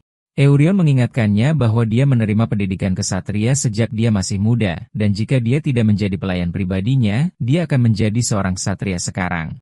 Dia bertanya padanya apakah dia puas dengan situasinya saat ini, dan dia terkejut dengan pertanyaannya. Kemudian, di kantor Marquise memanggil Jurien ke kantornya. Dia awalnya menegurnya karena memanggilnya tuanku alih-alih ayah ketika mereka sendirian. Jurien terkejut dengan upaya Marquis untuk mendekatinya dengan ramah, tetapi dia menyapanya dengan cara yang sangat normal seperti yang dia inginkan. Kemudian dia dengan serius bertanya kepadanya tentang teknik yang dia gunakan dalam duel, mencatat bahwa dia mencari melalui buku-buku dan tidak dapat menemukan teknik melempar dengan gerakan yang begitu ahli. Dia menambahkan bahwa tidak mungkin mempelajari keterampilan seperti itu sendiri hanya dalam 1 bulan, tidak peduli seberapa jeniusnya dia. Ketika Marquis menuntut untuk mengetahui kebenaran di balik teknik Jurien, Jurien mengatakan kepadanya bahwa dia tidak dapat mengatakan seluruh kebenaran, tetapi dia telah menyiapkan sebuah cerita karena dia mengantisipasi situasinya. Dia mengatakan kepadanya bahwa dia menemukan sebuah buku. Jurien menjelaskan bahwa dia sedang mencari metode pelatihan yang efektif di perpustakaan atas keluarga ketika dia menemukan sebuah buku tergeletak di lantai. Ini menyebabkan buku lain jatuh dari rak paling atas, dan buku ini tidak berjudul tetapi memiliki ukiran aneh di atasnya. Tanpa berpikir, dia membukanya, dan cahaya terpancar darinya, dan sesuatu diserap ke dalam kepalanya. Setelah itu, buku itu menghilang. Marquis menyimpulkan dengan keheranan bahwa buku ini adalah Grimaire. Jurien berpikir dalam hati bahwa, tentu saja, dia tahu apa itu Grimaire karena dia adalah orang yang menciptakan setting ini dalam cerita di mana para penyihir terkemuka mengukir teknik mereka ke dalam buku untuk menurunkannya. Marquis yakin dengan cerita itu, berkomentar bahwa perpustakaan loteng berisi begitu banyak buku yang dikumpulkan oleh leluhurnya sehingga dia sendiri tidak tahu segalanya di dalamnya, dan bahwa Jurien menemukan buku ini adalah keberuntungan besar. Jurien setuju, mengatakan bahwa dia memang memenangkan jackpot. Marquis memberitahu Euron bahwa dia akan menghormati janjinya dan tidak akan memaksanya untuk belajar ilmu pedang lagi. Dan berdasarkan janji tambahan, dia meminta Euron untuk memberitahunya keinginannya. Euron menjawab bahwa dia menginginkan posisi ahli waris. Marquis terkejut dengan permintaan ini, jadi Euron bertanya kepadanya dengan sinis apakah dia tidak akan mengabulkan keinginannya. Marquis menjawab dengan ragu bahwa dia harus mengabulkannya karena itu dalam kewenangannya. Euron memperhatikan ketidaknyamanan ayahnya dan mengatakan kepadanya bahwa dia mengambil posisi ahli waris akan menyusahkannya karena banyak yang akan menentangnya, dan Lady Chana akan menyebabkan keributan besar. Oleh karena itu, dia menyatakan bahwa dia akan menyerahkan keinginan ini kali ini. Marquis merasa lega dan berterima kasih dengan hangat. Euron memikirkan kebenaran, yaitu dia sama sekali tidak peduli dengan posisi pewaris karena itu berarti menghabiskan hari-harinya terikat untuk belajar mengelola urusan Marquisate, kehidupan tanpa kebebasan. Euron berpikir bahwa daripada menjadi pewaris, dia lebih suka menggunakan waktunya untuk menguasai seni klan Tang Sichuan dan berkeliling dunia mencari peluang. Marquis memintanya untuk menyampaikan keinginan lain. Euron memberitahu ayahnya bahwa dia berencana untuk membuat ordo kesatrianya sendiri dan ingin menunjuk Arin dan Chriet sebagai ksatria-ksatrianya. Marquis melihat permintaan ini lebih mudah daripada posisi pewaris dan setuju, mengakui bahwa bakat Eren terlalu besar untuk tetap menjadi pelayan pribadi. Euron berterima kasih kepada ayahnya. Ketika Marquis bertanya siapa yang akan menjadi pelayan pribadi baru Euron, karena saat ini tidak ada pelayan yang tersedia, Euron menyarankan seseorang bernama Perro yang bekerja di dapur. Dia meminta ayahnya untuk membuatnya seolah-olah Marquis memilih Perro secara kebetulan, bukan atas permintaannya sendiri. Ayahnya menjadi khawatir dan bertanya apakah sesuatu telah terjadi, yang dijawab Jurien bahwa dia akan menjelaskannya nanti. Marquis menyetujui permintaannya tanpa bertanya lebih lanjut, menunjukkan kepercayaannya yang tumbuh pada Euron, yang dikonfirmasi oleh jendela status yang menunjukkan tingkat afinitas Marquis telah mencapai 74 kepercayaan. Kemudian, Euron mengumpulkan Aren dan Chriet dan mengumumkan bahwa mereka telah menjadi anggota ordo kesatria pribadinya dan meminta mereka untuk berlatih keras seperti biasa. Dia kemudian memperkenalkan mereka kepada pelayan pribadi barunya, Perro. Eren masih merasa curiga terhadap Perro. Ini karena dia sebelumnya bertanya kepada Euron apakah dia boleh mengajukan pertanyaan kepadanya. Eren bertanya kepada Euron mengapa dia secara khusus memilih Perro untuk menggantikannya, dan Euron dengan tenang mengungkapkan kebenaran kepadanya, menjelaskan bahwa Perro adalah mata-mata. Eren terkejut dengan tanggapannya karena dia tidak menyangka itu. Euron melanjutkan bahwa Perro dikirim oleh Komandan Ksatria Charas dan Lady Kaina untuk membunuhnya. Eren terkejut dan bertanya-tanya mengapa dia menjaganya begitu dekat, yang dijawab Euron dengan senyum bahwa sekarang dia hanya mendengarkan perintahnya sendiri. Setelah itu, Chriet meminta untuk mengajukan pertanyaan. Euron tidak keberatan dengan pertanyaan. Chriet menunjukkan bahwa meskipun ordo tersebut hanya terdiri dari 2 anggota, setidaknya harus ada wakil kapten. Dia menjelaskan bahwa posisi ini, menurut tradisi, harus diberikan kepada orang yang paling terampil, tetapi dia melihat Arin tampak muda dan lemah dan sama sekali tidak kuat. Euron setuju dengan logika Chariot yang mendorong Chariot untuk meminta tantangan untuk posisi tersebut. Setelah Arin mengalahkan Chariot dalam duel, Arin menasihatinya bahwa pola serangannya terlalu sederhana dan dapat dengan mudah dibaca. Kraid mengakui kekalahannya. Euron mengumumkan bahwa Kapten Ordo Kesatria sekarang telah diputuskan, dan itu adalah Arin, dan semua orang bertepuk tangan untuknya.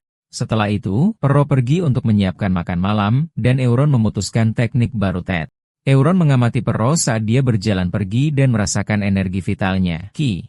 Dia memutuskan untuk menggunakan transmisi suara rahasia, teknik dari novel usia yang memungkinkan mentransmisikan suara langsung ke pendengaran lawan menggunakan energi internal alih-alih suara.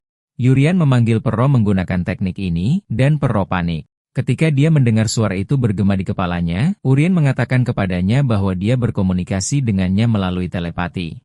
Dia percaya itu adalah bentuk ilmu hitam. Urien memanfaatkan ketakutannya dan mengikuti keyakinan ini, membuat Perro percaya bahwa tuannya adalah seorang penyihir hitam yang mengendalikan racun. Euron terkejut dengan analisis Perro dan membiarkannya berpikir sesukanya tanpa koreksi. Euron bertanya kepadanya apakah racun yang dia minta sudah siap, dan Perro mengatakan kepadanya bahwa dia hampir tidak berhasil menyiapkan pikiran ular, racun yang diekstraksi dari 100 ular berbisa. Yurian memerintahkannya untuk menambahkannya dengan murah hati ke kursi dan sup yang akan dia makan. Perro merasa gugup dan bergegas untuk memenuhi permintaannya. Malam itu, Yurian bermeditasi dan menyadari energi internalnya tidak berkembang secepat yang dia harapkan setelah mencapai bintang ketiga. Dan dengan kesadaran bahwa krisis global akan segera terjadi, dia memutuskan sudah waktunya untuk meninggalkan Marquisite untuk mencari peluang untuk mengembangkan kekuatannya. Eurion memberitahu ayahnya bahwa dia berencana untuk pergi keluar sebentar. Marquis bertanya apakah dia bermaksud untuk pergi ke desa Marquis, dan Eurion setuju. Eurion bertanya tentang durasi dia akan pergi. Menyembunyikan niatnya untuk bepergian jauh, dia mengatakan kepadanya bahwa dia berencana untuk pergi selama seminggu. Marquis menyetujui permintaannya, mengingat dia pantas mendapatkan istirahat setelah pelatihan kerasnya, lalu bertanya kepadanya bagaimana menangani para penjaga. Yurian sedang menunggu pertanyaan ini dan menjawab bahwa dia tidak membutuhkan penjaga khusus, yang mengejutkan Marquis. Marquis sangat menolak gagasan Euron bepergian tanpa penjaga, mengingatkannya bahwa dia adalah pewaris keluarga Robb. Euron menjelaskan bahwa dia tidak membutuhkan pengawal karena dia hanya akan pergi ke desa tetangga. Marquis menjelaskan bahwa dunia adalah tempat yang mengerikan, memperingatkannya tentang bahaya diracun. Jurian berpikir bahwa racun tidak mempengaruhinya, tetapi dia menyadari bahwa meyakinkan ayahnya akan sulit, jadi dia dengan enggan setuju untuk membawa seorang penjaga. Jurian mengatakan kepadanya bahwa dia akan pergi dalam 2 hari, dan Marquis setuju untuk menyiapkan penjaga untuknya. Di kamarnya, Euron memutuskan untuk menyelinap keluar keesokan harinya alih-alih menunggu penjaga. Dia memanggil Perro dan mengatakan kepadanya bahwa dia akan melakukan perjalanan dan membutuhkan uang. Euron mengingatkannya tentang uang yang diberikan Carrox kepadanya untuk memberi makan ular. Euron bertanya kepadanya apakah dia akan menolak permintaannya. Perro setuju untuk segera meminjamkannya uang itu. Euron juga bertanya kepadanya tentang hal itu, menunjukkan bahwa dia melihat tas ruang parsial yang dimiliki Perro ketika dia mengeluarkan ramuan beracun. Itu adalah tas ajaib yang dapat menyimpan sejumlah besar barang bawaan. Perro setuju untuk meminjamkan tas itu juga. Setelah Jurian mendapatkan apa yang dia inginkan, dia memberi Perro penawar racun palsu yang cukup untuk 1 bulan, yang sebenarnya hanya daun kering. Jurian memberitahu Perro bahwa dia menghargai usahanya sejauh ini dan bahwa dia akan mengandalkannya mulai saat ini. Dia berjanji kepadanya bahwa dia akan segera memberinya obat penuh. Saat fajar keesokan harinya, Euron meninggalkan catatan dan menyelinap keluar dari istana. Saat dia berjalan melalui taman kosong, dia tidak bertemu siapapun di taman seperti yang diharapkan. Kemudian seorang tukang kebun tua menyapanya. Jurian membalas sapaannya. Jurian merasakan aura kuat yang terpancar dari tukang kebun, tetapi dia memutuskan untuk mengabaikannya untuk saat ini. Jurian meninggalkan wilayah Marquisate untuk pertama kalinya dalam hidupnya dan menuju menara sihir di desa tetangga. Setibanya, dia memberitahu resepsionis bahwa dia ingin menggunakan teleportasi, warp. Karyawan itu bertanya kepadanya apakah dia pernah menggunakannya sebelumnya, dan dia menjawab tidak. Ketika karyawan menara sihir menanyakan tujuannya, Euron mengatakan kepadanya bahwa dia ingin pergi ke Kastil OSS. Karyawan itu mencatat bahwa tujuannya jauh dan memberitahu dia bahwa biayanya adalah 50 keping emas. Jurien membayar jumlah itu, yang dia anggap sangat mahal, dan mendaftarkan nama palsu, Polion, nama yang dia gunakan di game online. Karyawan itu membawanya ke ruang teleportasi dan mengatakan kepadanya bahwa dia akan tiba ketika dia mendengar suara ketukan. Jurien memasuki ruangan, dan setelah beberapa saat, dia mendengar suara yang mengatakan kepadanya bahwa dia telah tiba. Dia keluar dan mendapati dirinya berada di menara sihir lain tempat seorang karyawan di kastil OSS menyambutnya. Jurien terkejut karena dia tidak merasakan apapun selama teleportasi, dan karyawan itu dengan bangga mengatakan kepadanya bahwa sensasi nyaman selama teleportasi ini adalah kebanggaan menara sihir mereka. Jurien terkejut bahwa itu semudah ini. Jurien bertanya-tanya pada dirinya sendiri mengapa dia merasakan sensasi memutar alih-alih kenyamanan biasa. Kemudian karyawan itu menyapanya, menyambutnya dan mengucapkan selamat menikmati perjalanan. Jurien pergi untuk menjelajahi kastil OSS dan memperhatikan bahwa itu terletak di wilayah barat, tidak seperti Marleiktate, dan bahwa arsitekturnya berbeda dan kota itu dipenuhi orang. Dia mulai mencari bengkel unicorn di Gang Pandai Besi. Setelah lama mencari hingga gelap, dia tidak dapat menemukannya. Dia memutuskan untuk memeriksa gang terakhir yang tersisa. Di sana, dia menemukan seorang pandai besi sedang bekerja. Pandai besi itu bertanya apakah dia seorang pelanggan. Jurien mengatakan ingin bertanya tentang salah satu pandai besi di sini dan menanyakan apakah dia tahu bengkel bernama Bengkel Unicorn. Pandai besi itu menjawab bahwa sejauh yang dia tahu, tidak ada bengkel dengan nama itu di dekat sini. Euron kecewa, tetapi pandai besi itu kemudian menambahkan bahwa ini adalah nama yang dia rencanakan untuk digunakan untuk tokonya segera. Euron menyadari dia telah menemukan orang yang tepat. Dia menggunakan mata pencipta untuk memeriksa pandai besi itu, dan jendela status muncul mengungkapkan namanya adalah Jaronos, dan dia memiliki sifat kerajinan wargear dan afinitas api selain keterampilan lainnya. Eurion bertanya kepada Jaronos apakah dia bisa melihat senjata yang dia jual, dan pandai besi itu setuju dan menyambutnya masuk. Ketika Jurien memasuki bengkel pandai besi, dia bertanya kepada Jaronos tentang bisnisnya. Jaronos mengakui bahwa bisnisnya tidak baik. Tokonya terletak di sudut terpencil, dan keterampilannya bukanlah yang terbaik. Dia menambahkan bahwa pelanggan yang datang melihat-lihat lalu pergi, dan dia tidak tahu berapa lama lagi dia bisa terus seperti ini. Eurion melihat-lihat senjata yang dipajang dan menyadari bahwa itu sama sekali tidak biasa. Menggunakan mata pencipta, dia melihat informasi tentang pedang.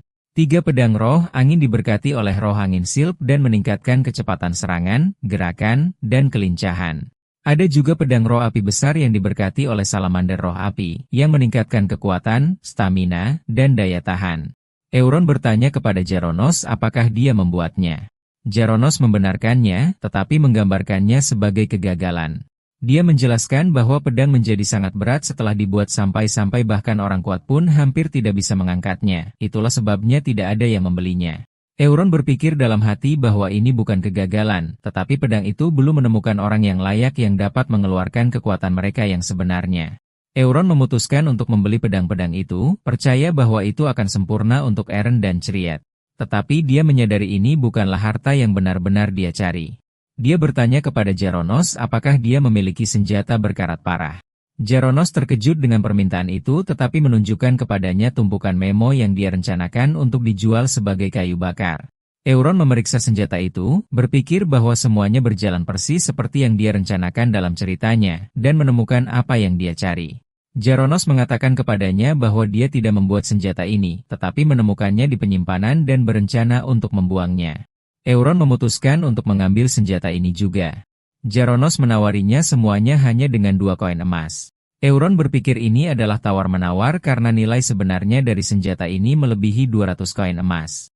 Euron mengubah rencananya. Euron menyadari bahwa apa yang benar-benar menarik baginya bukanlah senjatanya, tetapi pandai besi itu sendiri. Dia menawarkan Jaronos, yang menderita kesulitan keuangan, untuk menutup bengkelnya dan bekerja untuknya sebagai pandai besi pribadinya. Jaronos terkejut dengan tawaran mendadak itu. Pandai besi itu memberitahu Euron bahwa dia tidak mengabaikan kemungkinan penutupan, tetapi dia tidak menyangka ini akan terjadi. Untuk meyakinkannya, Euron memperkenalkan dirinya secara formal. Saya Euron Rox dari keluarga Rox, tombak yang tak terkalahkan, pelindung selatan. Jaronos terkejut ketika dia menyadari dia sedang berbicara dengan anggota keluarga Marquis Rox. Setelah Euron mengungkapkan identitasnya, Jaronos berlutut di hadapannya meminta pengampunan karena dia tidak pernah membayangkan seseorang dengan statusnya akan mengunjungi bengkelnya yang sederhana.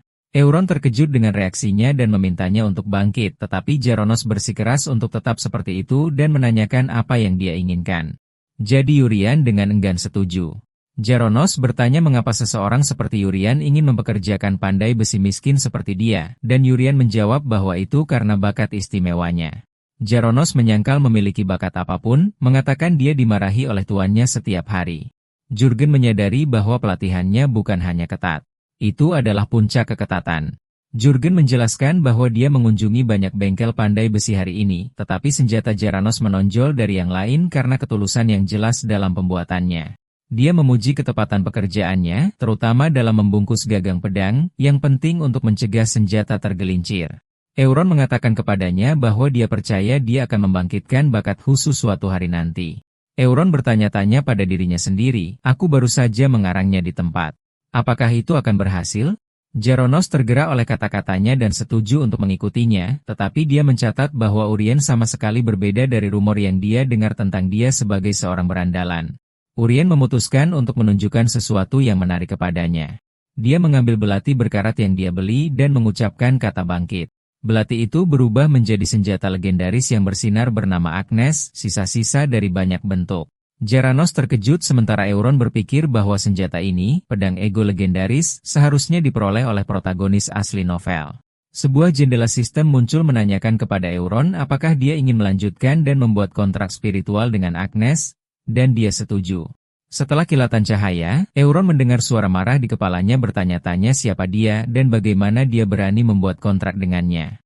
Euron terkejut bahwa suara itu bukanlah suara gadis imut seperti yang dia tulis dalam ceritanya, tetapi suara yang kasar. Agnes memarahinya, mengatakan kepadanya bahwa dia tidak memiliki sedikit pun bakat, dan Euron menyadari dia marah karena dia tidak dapat merasakan mana apapun darinya. Agnes bertanya-tanya mengapa orang seperti dia bisa membuat kontrak dengannya. Agnes bertanya kepadanya bagaimana dia tahu lokasinya dan mantra yang dibutuhkan untuk melepaskannya. Euron menjawab bahwa dia mendengarnya dari Nabi Besar, pengaturan tambahan yang dia masukkan ke dalam cerita untuk memastikan konsistensi. Agnes terus menghinanya, bertanya-tanya mengapa Nabi Besar akan membuang waktunya pada orang yang tidak berguna seperti dia. Euron bertanya apakah dia tahu apa yang bisa dia lakukan, lalu menjawab dirinya sendiri dengan percaya diri bahwa, tentu saja, dia tahu karena dia adalah orang yang menulis pengaturannya. Dia menjelaskan bahwa Agnes dapat dibagi menjadi dua senjata terpisah, dan masing-masing dapat berubah menjadi senjata apapun yang dibayangkan oleh pemegangnya. Dalam cerita aslinya, protagonis menggunakannya sebagai pedang dan perisai. Euron memberitahu Agnes bahwa dia tahu jika sub tubuhnya hilang, itu selalu kembali ke tubuh utamanya. Agnes bersikeras bahwa pengetahuannya tidak berharga karena dia hanya dapat digunakan dengan mana yang tidak dimiliki Euron. Dia menyuruhnya untuk menyerah, tetapi Euron mengatakan padanya bahwa dia menjengkelkan dan menggunakan energi internalnya untuk memaksanya berubah menjadi cincin yang menyebabkan rasa sakit yang hebat. Agnes berteriak kaget, merasakan kehangatan energi Euron seolah-olah dia meleleh.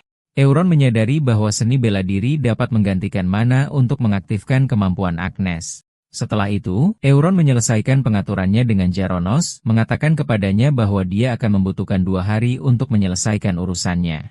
Mereka setuju untuk bertemu di depan taman pusat Kastil As dalam 2 hari pada siang hari. Saat Yurian berkeliaran di taman, dia terkejut melihat Aliyah di sana. Elena terkejut dan bertanya kepadanya apa yang dia lakukan di sini. Yurian merasa bahwa situasi di depan Central Park tampak familiar. Dia ingat bahwa disinilah protagonis asli seharusnya bertemu Alia untuk pertama kalinya, dan dia menyadari bahwa jalur utama labirin telah berubah entah bagaimana. Alia dengan marah bertanya kepadanya apa yang dia lakukan di sini. Yurian menjawab bahwa dia datang mencari pandai besi. Alia terkejut dengan ini, menunjukkan bahwa keluarga Rox memiliki banyak pandai besi. Yurian menjelaskan bahwa dia ingin mempekerjakan orangnya sendiri. Alia mengatakan kepadanya bahwa jika dia memberitahunya sebelumnya, dia bisa membantunya, tetapi dia meyakinkannya bahwa dia telah menemukan orang yang baik. Saat itu, Garanos tiba tepat waktu. Pandai besi itu meminta maaf kepada Euron karena terlambat dan membuatnya menunggu. Euron memperkenalkan Alia kepada Garanos dan menyebutnya sebagai tunangannya. Ksatria lain menyela mereka, menanyai pemimpin pasukannya, Ilya, siapa yang sedang diajak bicara, mencatat bahwa mereka akan segera pergi. Ilya memperkenalkan Euron kepada ksatria bernama Mask sebagai tunangannya, Euron Rox. Rox terkejut saat melihat Euron untuk pertama kalinya. Mask terkejut melihat seorang tuan muda dari keluarga Rox di tempat seperti ini dan memperkenalkan dirinya sebagai Mas Malone, pemimpin pasukan kelima ksatria Stelhamar yang melayani keluarga Markus. Eurian berpikir dalam hati bahwa dia mengenal Mask dengan baik karena dia adalah karakter kecil dengan sikap buruk yang dia tulis dalam novelnya. Euron ingat bagaimana peristiwa itu seharusnya terungkap dalam cerita aslinya. Seseorang bertopeng mencegat Mask dan para ksatrianya, lalu protagonis maju dan menantang Mask. Saat Eurian dengan cemas mengingat peristiwa dari cerita aslinya di mana perkelahian seharusnya terjadi antara protagonis dan Mask, dan Alia akan tiba tepat waktu untuk menghentikan mereka dari mana hubungan mereka akan dimulai. Lebih penting lagi, setelah kejadian ini, protagonis menemani Alia ke dalam pertempuran dan menyelamatkannya dari kematian tertentu. Euron menyadari dia tidak bisa begitu saja menemukan protagonis dan membawanya kembali ke dalam adegan, dan dia memutuskan dia tidak bisa membiarkan Alia mati. Euron menanyakan tujuan Alia. Dia mengatakan kepadanya bahwa laporan tentang serangan goblin di dekat Kastil Azio telah meningkat, dan ordo kesatrianya telah menerima perintah untuk mengintai daerah tersebut dan menaklukkan mereka. Euron meminta bantuan Alia, yaitu mengizinkannya untuk bergabung dengan mereka. Alia terkejut dengan permintaannya dan bertanya mengapa. Euron menjawab bahwa sebagai seseorang yang juga berlatih, dia ingin merasakan pertempuran yang sebenarnya dan melihat keterampilannya dari dekat. Alia memperingatkannya bahwa itu bisa berbahaya, tetapi dia meyakinkannya bahwa dia pandai melarikan diri. Alia menyetujui permintaannya dan memerintahkan Ser Mask untuk menyediakan kuda untuknya dan Jaronos. Mask keberatan, mengatakan mereka tidak sedang piknik dan tidak bisa ceroboh, terutama karena Euron dan Jaronos tidak memiliki jejak mana. Mask menambahkan bahwa mereka tidak memiliki kewajiban maupun kemampuan untuk melindungi mereka. Alia dengan tegas memerintahkannya untuk mengikuti perintah tanpa berkata apa-apa lagi. Mask menurut, dan Alia berbisik kepadanya bahwa dia seharusnya menjadi pemimpin pasukan jika dia merasa itu tidak adil. Sebelum mereka berangkat, Alia meminta Euron untuk tetap dekat dengannya karena dia dalam bahaya, dan Euron memerintahkan Garanos untuk berpegangan erat padanya. Mereka pergi bersama. Setelah kedatangan mereka, Alia membagi para ksatria menjadi tim yang terdiri dari 5 orang untuk mencari pemukiman goblin, memerintahkan mereka untuk tidak menyerang dan menembakkan suar sinyal saat bertarung. Kemudian Alia memerintahkan para penjaga untuk bubar. Saat kegelapan mendekat dan pelacakan menjadi sulit, Alia memutuskan untuk berbalik. Tiba-tiba, sebuah suar sinyal menyala di langit, diikuti oleh suar lain dari arah yang berbeda, kemudian suar ketiga dan keempat. Para ksatria bertanya-tanya berapa banyak suar yang menyala dengan Eurion menjawab 4 sementara yang lain bersikeras itu 5. Alia memutuskan untuk menuju ke suar terdekat di sebelah barat, tetapi salah satu ksatria mencoba menghentikan mereka. Ketika pasukan Alia tiba di lokasi salah satu suar, mereka menemukan bahwa semua prajurit telah tewas. Para ksatria terkejut melihat baju besi rekan mereka meleleh, bertanya-tanya serangan macam apa yang mereka hadapi. Alia memutuskan untuk segera menuju ke lokasi suar selatan berikutnya. Di sana juga, mereka menemukan semua prajurit tewas dengan cara yang mengerikan yang sama. Saat salah satu ksatria mendesak kaptennya untuk segera pindah ke area berikutnya, Eurion turun tangan, berteriak bahwa mereka tidak bisa bergerak sekarang. Alia terkejut dengan perkataan Eurion. Euron menjelaskan bahwa para goblin tersebar dan memburu prajurit mereka satu persatu, dan pada tingkat ini, tidak ada peluang untuk menang. Dia menyarankan agar mereka menghentikan operasi dan menembakkan suar sinyal untuk mengumpulkan semua pasukan yang tersisa di lokasi mereka. Seorang ksatria berteriak kepadanya dengan marah, menanyakan siapa dia sehingga berbicara seperti itu dan menyalahkannya atas kekacauan ini. Asurion ingat adegan ini terjadi dalam cerita aslinya di mana protagonis ditegur dengan cara yang sama, yang membuat para pembaca marah. Saat ksatria terus memarahinya dan memerintahkannya untuk diam, Euron menggunakan energi internalnya untuk menekannya, menyebabkan ksatria itu jatuh dari kudanya. Alia tidak mengerti bagaimana Euron bisa membuat ksatria itu jatuh tanpa mendekatinya. Euron memerintahkannya untuk mengetahui tempatnya dan tetap diam, dan ksatria yang ketakutan itu setuju. Eurian hanya memintanya untuk menonton saat dia memecahkan masalah ini. Kemudian Eurian menoleh ke Alia, mengingatkannya bahwa dalam cerita aslinya, dia tidak mendengarkan protagonis dan dengan keras kepala berpegang pada pendapatnya. Dia memintanya untuk menilai dengan bijak kali ini. Alia yakin dengan sudut pandangnya, mengakui bahwa dia tidak melihat situasi dengan jelas, dan memerintahkan suar biru untuk ditembakkan segera untuk mengumpulkan pasukan. Para ksatria menembakkan suar dan menunggu para ksatria yang tersebar yang tersisa untuk berkumpul. Jeranos mengagumi kemampuan Euron untuk membuat semua orang bergerak sesuai keinginannya dan bertanya kepadanya apakah dia yakin bahwa sejumlah besar tentara akan berkumpul lagi. Tapi Yurian mengatakan kepadanya bahwa sebagian besar tentara mungkin tidak akan dapat mencapai mereka. Jeranos menjadi gugup ketika dia mengerti apa yang dia maksud dengan kata-katanya. Yurian menjelaskan bahwa musuh bernama Garuda telah menghabisi mereka. Pertarungan yang sebenarnya dimulai. Salah satu prajurit berlari ke Alia dalam keadaan ketakutan. Prajurit yang ketakutan itu berteriak bahwa mereka harus segera melarikan diri, dan Alia bertanya kepadanya dengan heran apa yang terjadi. Pada saat itu, pasukan goblin yang besar muncul, dan ksatria lain berteriak bahwa jumlah mereka sangat banyak. Alia berdiri tanpa bisa berkata-kata saat dia melihat jumlah musuh yang menghancurkan ini. Dia merasa bersalah dan meminta maaf kepada Yurian, percaya dia akan mati karenanya. Tapi Yurian meyakinkannya bahwa tidak apa-apa dan melangkah maju dengan percaya diri, meyakinkannya bahwa dia tidak akan mati di sini. Alia bertanya kepadanya dengan kebingungan apa yang dia lakukan. Yurian menghadapi gerombolan goblin dan memanggil Agnes, mengumumkan bahwa dia akan menguji apa yang telah mereka praktikkan selama 2 hari terakhir. Dia memerintahkannya untuk menghasilkan peluru besi hitam dengan proksi. Jurian berpikir bahwa dia belum memiliki kesempatan untuk mencoba teknik ini, yang dia peroleh setelah mencapai tingkat ketiga dari tubuh 10.000 racun. Sebelumnya, sebuah jendela sistem muncul di hadapannya menjelaskan bahwa teknik ledakan besi hitam menembakkan senjata tersembunyi yang diisi dengan kekuatan internal dengan meledakkan peluru besi hitam. Yurian berteriak memerintahkan para goblin untuk menerima serangannya dan melemparkan peluru itu, yang mengenai sasarannya. Setelah peluru bersarang di salah satu senjata goblin, di tengah kebingungan mereka, ledakan pertama terjadi, yang melenyapkan sejumlah besar dari mereka di tengah jeritan mereka, yang menyebabkan Eurion memerintahkan peluru untuk kembali. Dia berpikir dalam hati dengan gembira bagaimana kemampuan pemanggilan proksi Agnes sangat cocok untuk kekuatannya. Begitu peluru kembali, dia melemparkannya lagi, menciptakan ledakan berurutan yang melenyapkan lebih banyak goblin. Alia yang terkejut bertanya kepadanya apa yang baru saja dia lempar, dan Eurian dengan tenang menjawab bahwa teknik itu disebut ledakan besi hitam dan dia akan menjelaskan detailnya nanti. Alia memperhatikan bahwa jumlah goblin telah berkurang secara signifikan. Jadi dia menoleh ke para ksatrianya yang tercengang dan berteriak kepada mereka, menanyakan apa yang mereka lakukan, meyakinkan mereka bahwa kemenangan sekarang mungkin. Dia mendesak mereka untuk memanfaatkan kesempatan itu dan melenyapkan goblin yang tersisa. Di bawah kepemimpinannya, para ksatria menyerbu untuk menyerang musuh yang tersisa. Selama pertempuran dan bentrokan antara para ksatria dan goblin, salah satu goblin mencoba melarikan diri dari pertempuran tetapi terkejut oleh sesuatu yang menghalangi jalannya, dan ia berteriak kesakitan saat tangan merah muncul meraih kepalanya. Alia terkejut dan bertanya-tanya apa yang terjadi. Tiba-tiba, seorang prajurit berkulit merah besar muncul dari antara para goblin, memegang mayat goblin di tangannya. Urien mengamati pendatang baru ini, menyadari bahwa prajurit goblin legendaris, Garuda, akhirnya muncul. Yurian menatapnya dengan tekad, berpikir bahwa jika mereka tidak bisa mengalahkannya hari ini, mereka semua akan mati. Ilya terkejut dan bertanya-tanya apa yang sedang dilihatnya. Tiba-tiba, seorang prajurit berkulit merah besar muncul dari antara para goblin.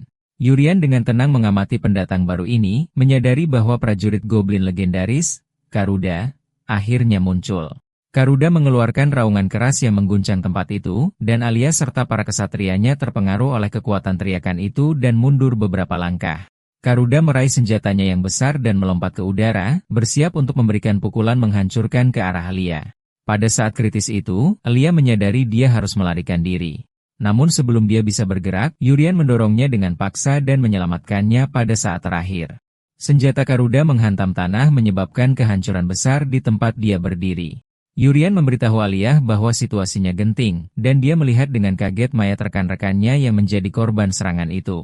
Garuda menggeram, mengalihkan perhatiannya ke Yurian, yang memutuskan untuk menghadapinya dan melepaskan teknik ledakan besi hitam. Pukulan itu mengenai wajah Garuda secara langsung dan meledak, tetapi dia muncul dari asap tanpa terluka sama sekali. Setelah Garuda mengeluarkan geraman acuh tak acuh, Yurian terkejut dan bertanya-tanya mengapa serangannya gagal, mengingat bahwa cerita itu menyebutkan kulit prajurit goblin sekeras baja, tetapi melihatnya dalam kenyataan adalah hal yang mengerikan. Alia melangkah maju dengan amarah yang besar dan berteriak pada Garuda, bersumpah bahwa dia tidak akan pernah memaafkannya atas apa yang dia lakukan pada bawahannya. Dia melompat ke udara dan menggunakan keterampilan ofensif yang kuat, memberikan serangkaian pukulan cepat dan ahli ke tubuh Karuta, yang berteriak kesakitan. Para prajurit bersorak untuk pemimpin mereka, mengagumi kekuatannya, sementara Yurian berpikir bahwa sifat Ratu Pedang Ilya sangat kuat. Yurian kagum dengan kemampuannya untuk mengimbangi Garuda meskipun mereka masih berada di awal peristiwa novel, dan dia memperhatikan bahwa serangannya menembus baju besi dan kulitnya yang keras. Namun tiba-tiba, Garuda mengeluarkan teriakan memekakan telinga, dan Alia terkejut melihatnya menggunakan aura tempur merah yang kuat, sesuatu yang tidak terduga dari seorang goblin. Garuda menggunakan kekuatan barunya untuk melancarkan serangan ke Alia, lalu memberikan pukulan keras yang membuatnya tersungkur ke tanah. Yurian menyadari bahwa peristiwa itu terjadi persis seperti dalam novel aslinya, di mana Alia dikalahkan oleh Garuda. Para prajurit memanggil pemimpin mereka, Alia, saat dia berjuang di tanah. Dia mengakui pada dirinya sendiri bahwa itu membuat frustrasi, tetapi dia tidak bisa mengalahkan monster ini. Saat dia melihat Garuda dikelilingi oleh aura merahnya, dia memutuskan tidak ada pilihan selain melarikan diri. Yurian berdiri di depan mereka, dan Garuda mengalihkan perhatiannya kepadanya, jadi Ilya memanggilnya dengan cemas. Yurian menyerang lebih dulu menggunakan teknik tebasan lurus untuk melemparkan belati ke arahnya, tetapi Garuda berteriak dan menghancurkan belati itu dengan satu pukulan tangannya. Yurian terkejut dengan kemampuannya untuk menghancurkan serangannya dengan begitu mudah. Garuda menggeram marah, tetapi tiba-tiba terkejut dan melihat pelindung bahunya. Sesuatu yang kecil yang bersarang di sana meledak, menyebabkan dia kesakitan saat darah mengalir dari lukanya. Yurian mengejeknya, menjelaskan bahwa serangan pertama hanyalah tipuan dan bahwa Garuda terlalu sibuk memblokirnya sehingga dia tidak melihat serangan kedua. Yurian menambahkan bahwa meskipun kulitnya mungkin sekeras baja, jelas ada titik lemah di tubuhnya. Yurian berpikir bahwa sistem terus menunjukkan retakan di baju besi Garuda sebagai titik lemah, jadi dia tidak bisa menahan diri untuk tidak menargetkan mereka. Kemarahan Garuda meningkat, dia meraung dengan keras lalu bergegas menyerang Yurian. Yurian menghindari pukulannya dengan susah payah. Dan saat Garuda meleset dari salah satu serangannya, Yurian bertanya kepadanya kemana dia pikir dia akan pergi, lalu melemparkan proyektil peledak lain ke arahnya. Yurian tersenyum dan bertanya apakah dia marah sekarang, mengatakan kepadanya bahwa dia tidak berniat membiarkannya menangkapnya dengan mudah. Tiba-tiba, Garuda mengabaikan Yurian dan melihat ke tempat lain. Yurian memperhatikan bahwa pandangannya diarahkan ke pandai besi, Jaronos, dan bertanya kepadanya mengapa dia menatap ke arah itu. Garuda berteriak dan tiba-tiba bergegas maju, dan Yurian menyadari dengan ketakutan bahwa Garuda menargetkan Jaronos dan bukan dirinya. Garuda melompat ke udara, menyerang pandai besi yang tidak bersenjata itu. Urien memutuskan dia harus menyelamatkannya berapapun biayanya. Dia menuangkan semua energi internalnya ke dalam teknik langkah naga kecil yang ditingkatkan dan melesat maju secepat kilat. Urien berhasil mendahului Garuda, meraih pandai besi itu, dan membawanya menjauh dari bahaya. Yang mengherankan prajurit goblin yang tidak mengharapkan kecepatan manusia super seperti itu, Ilya berdiri terpana oleh kecepatan luar biasa yang baru saja ditampilkan Yurian. Yurian memutuskan untuk mengakhiri pertempuran, memanggil Agnes dan bersiap untuk menggunakan teknik paling kuat dalam seni kelantang, transformasi menjadi jepit bunga darah. Eurion melepaskan kupu-kupu bercahaya dan berwarna-warni menggunakan lemparan melengkung. Kupu-kupu itu menuju ke arah Garuda, dan Alia mengagumi keindahan pemandangan itu. Tetapi kupu-kupu itu mulai mendekati tubuh Garuda yang berteriak dan mencoba mendorongnya menjauh dari dirinya sendiri. Kupu-kupu itu menyentuh dadanya dan bersinar dengan hebat, lalu meledak menciptakan lubang besar di tubuhnya. Yurian sendiri terkejut dengan kekuatan serangan itu, mengakui bahwa dia tidak mengharapkan hasil ini meskipun dia menggunakan sejumlah besar energi internalnya. Garuda terhuyung mundur melihat lubang di dadanya, lalu jatuh ke tanah kalah. Salah satu kesatria berseru bahwa mereka telah menang, tetapi Ilya mengatakan kepadanya bahwa pertempuran belum berakhir. Dia menunjukkan bahwa ada beberapa goblin yang tersisa dan memerintahkan mereka untuk dieliminasi. Setelah pertempuran selesai sepenuhnya, Garanos berterima kasih kepada Euron dengan sangat atas penyelamatannya. Kemudian, Euron bertanya kepada Ilya bagaimana keadaannya, dan dia menjawab bahwa dia berutang nyawa padanya dan tidak bisa mengeluh. Eurion mengatakan kepadanya bahwa saling membantu adalah hal yang normal. Dia kemudian menjelaskan kepadanya bahwa dia tidak mempelajari ilmu pedang, tetapi seni yang disebut memorisasi. Ilya bertanya kepadanya dengan heran apakah itu seperti menggunakan belati, dan Euron meyakinkannya bahwa semua yang dia lakukan, dari bola peledak hingga kupu-kupu, adalah bagian dari seni ini. Ilya kagum dan menyadari luasnya keahliannya. Elia berpikir dalam hati bahwa apa yang Euron lakukan, terlepas dari kesulitannya, mungkin membuka pintu baru baginya dan memperluas cakrawalannya setelah dia menghabiskan seluruh hidupnya untuk menguasai seni ilmu pedang. Seorang kesatria memberitahu Elia bahwa tas ajaib sudah siap, jadi dia memutuskan mereka setidaknya harus mengambil kepala Garuda sebagai bukti dan melihat mayatnya. Dia memenggal kepalanya, dan sementara kesatria itu khawatir bahwa kepala besar itu mungkin mencemari tas, Elia meyakinkannya bahwa tas itu dirancang untuk tujuan ini. Dia menyarankan mereka untuk segera pergi karena sudah larut, tetapi dia tiba-tiba berhenti dan memanggil Mask yang tiba-tiba muncul di hadapan mereka. Elia bertanya kepada Topeng Malam mengapa dia terlambat, menunjukkan bahwa sudah lama sejak suar sinyal ditembakkan. Mask meminta maaf, menjelaskan bahwa dia dan timnya pergi terlalu dalam, dan dalam perjalanan kembali, mereka disergap oleh goblin, yang menyebabkan keterlambatan mereka. Elia bertanya mengapa hanya dia dan satu kesatria lainnya, dan dia menjawab bahwa sisa pasukan musnah karena goblin lebih kuat dari yang diharapkan. Dengan tatapan tajam, Elia menuntut untuk melihat mayat rekan-rekan mereka dan memerintahkannya untuk membawanya ke lokasi mereka. Mask mencoba mengulur waktu, menyarankan mereka melakukannya keesokan harinya karena sudah larut, tetapi dia dengan tegas menolak dan memerintahkannya untuk segera membawanya. Mask menurut, mengutuk situasi itu dalam hati, lalu menghunus belatinya dan menyerang Elia. Eurian mengungkap tipuannya, melemparkan belatinya untuk memotong tangan Mask seketika, menunjukkan bahwa tidak logis jika pakaiannya dan pakaian teman-temannya tidak memiliki darah goblin hijau setelah pertempuran sengit, tetapi hanya darah manusia merah. Dia menuduhnya berkolusi dengan para goblin dan membocorkan informasi kepada mereka sejak awal. Kesatria lainnya bertanya-tanya bagaimana dia tahu, sementara Eurian berpikir dalam hati bahwa dia tahu semua ini karena dialah yang menulis peristiwa novel ini. Kesatria itu mencoba membela Mask, tetapi Elia menyela dia, menggorok lehernya dan memerintahkan para pengkhianat untuk ditangkap. Malam lainnya memohon ampun, mengakui bahwa dia hanya mengikuti perintah. Keesokan paginya di kediaman resmi di Kastil Ausu, sementara Euron tertidur lelap, Jaranos membangunkannya dan mengatakan kepadanya bahwa hari sudah hampir siang. Jaranos menambahkan dengan bersemangat bahwa Elia datang mengunjunginya. Euron melihat Elia mengenakan gaun yang elegan, dan dia menyapanya dengan hangat, bertanya apakah dia tidur nyenyak. Euron berdiri benar-benar terkejut, tidak dapat memahami transformasi tiba-tiba dalam penampilannya dan sikapnya yang lembut. Euron terkejut melihat penampilan dan pakaian Elia, dan dia bertanya dengan takjub mengapa dia mengenakan gaun formal ini. Kemudian Elia mengundangnya untuk pergi bersamanya ke rumahnya, menjelaskan bahwa ayahnya memerintahkannya untuk membawanya bersamanya apapun yang terjadi, dan bertanya apakah dia akan datang. Eurian langsung setuju, berpikir bahwa deskripsinya sebagai wanita tercantik di dunia memang akurat. Dia juga ingat bahwa dalam novel aslinya, cerita berlanjut dengan protagonis menyelamatkan Elia dan kemudian bertemu Marquis Marcus. Elia mengatakan kepadanya bahwa dia akan menunggunya di luar dan memintanya untuk bersiap-siap dan keluar. Saat dia memikirkannya, dia menyadari bahwa tingkat afinitas antara dia dan Elia telah meningkat menjadi 45, menguntungkan, dan dia bertanya-tanya bagaimana membantunya sekali bisa meningkatkannya begitu banyak. Setelah Euron bersiap-siap, dia dan Garanos pergi menemui Elia. Dia bertanya apakah dia sudah lama menunggu, dan dia mengatakan sudah waktunya untuk pergi. Saat mereka berjalan, kerumunan bersorak kagum saat melihat Elia, menyebutnya Nidus berdarah besi.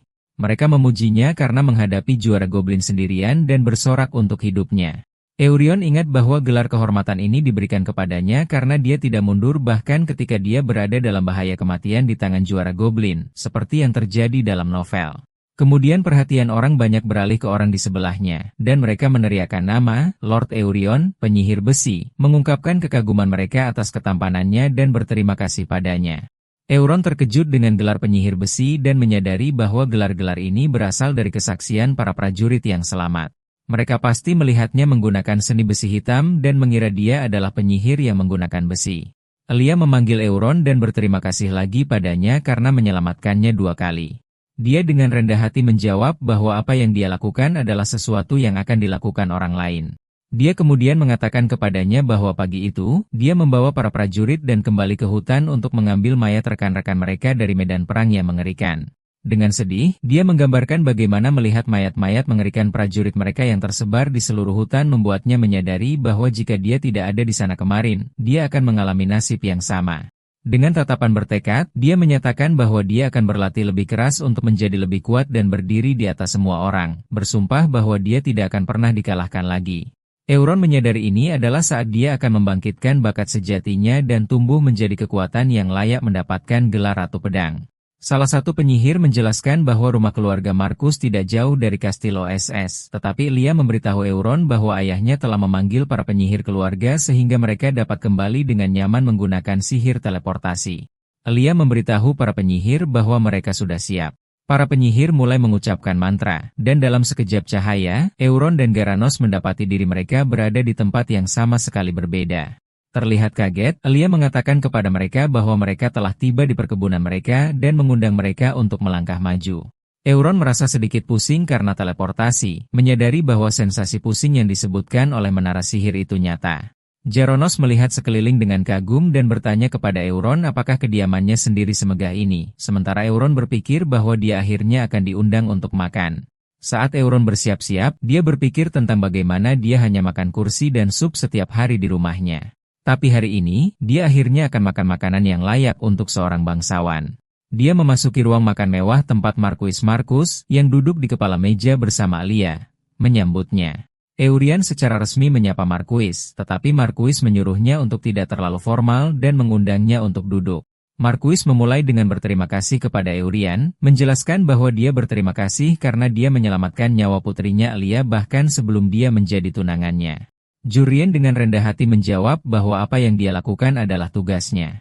Ketika para pelayan membawa makanan, Jurien terkejut menemukan bahwa hidangannya adalah sup ceren khusus, gaya keluarga Marcus. Marquis menjelaskan bahwa keluarga mereka memiliki tradisi yang sama dengan keluarga Rock, yaitu makan sup setelah pertempuran dan bahwa resep rahasia mereka membuatnya lebih lezat. Saat Marquis mengundangnya untuk menikmati makanannya, Euron memaksakan senyum dan berkata dia akan makan dengan baik, merasa kesal di dalam hati. Saat dia makan sup, Marquis mengejutkannya dengan bertanya kapan dia akan menikahi Ilya, yang memprovokasi Ilya yang membentak ayahnya. Jurien merasa bahwa pertanyaan ini tidak lain adalah ujian. Dia menggunakan kemampuannya untuk melihat bahwa tingkat afinitas Marquis adalah -10, sedikit tidak menguntungkan, tetapi dia menyadari bahwa angka ini merupakan peningkatan yang signifikan dan memutuskan bahwa jawabannya harus dipikirkan dengan matang. Jurien memberitahu Marquis bahwa dia ingin segera menikah, yang mengejutkan Aelia, tetapi dia menambahkan bahwa dia belum menjadi pewaris keluarganya dan bahwa dia masih dipandang rendah karena masa lalunya yang buruk. Dia menegaskan bahwa dia akan mengubah dirinya untuk menjadi pria yang layak untuk Ilya, dan bahwa begitu dia secara resmi menjadi pewaris, dia akan membawanya bersamanya.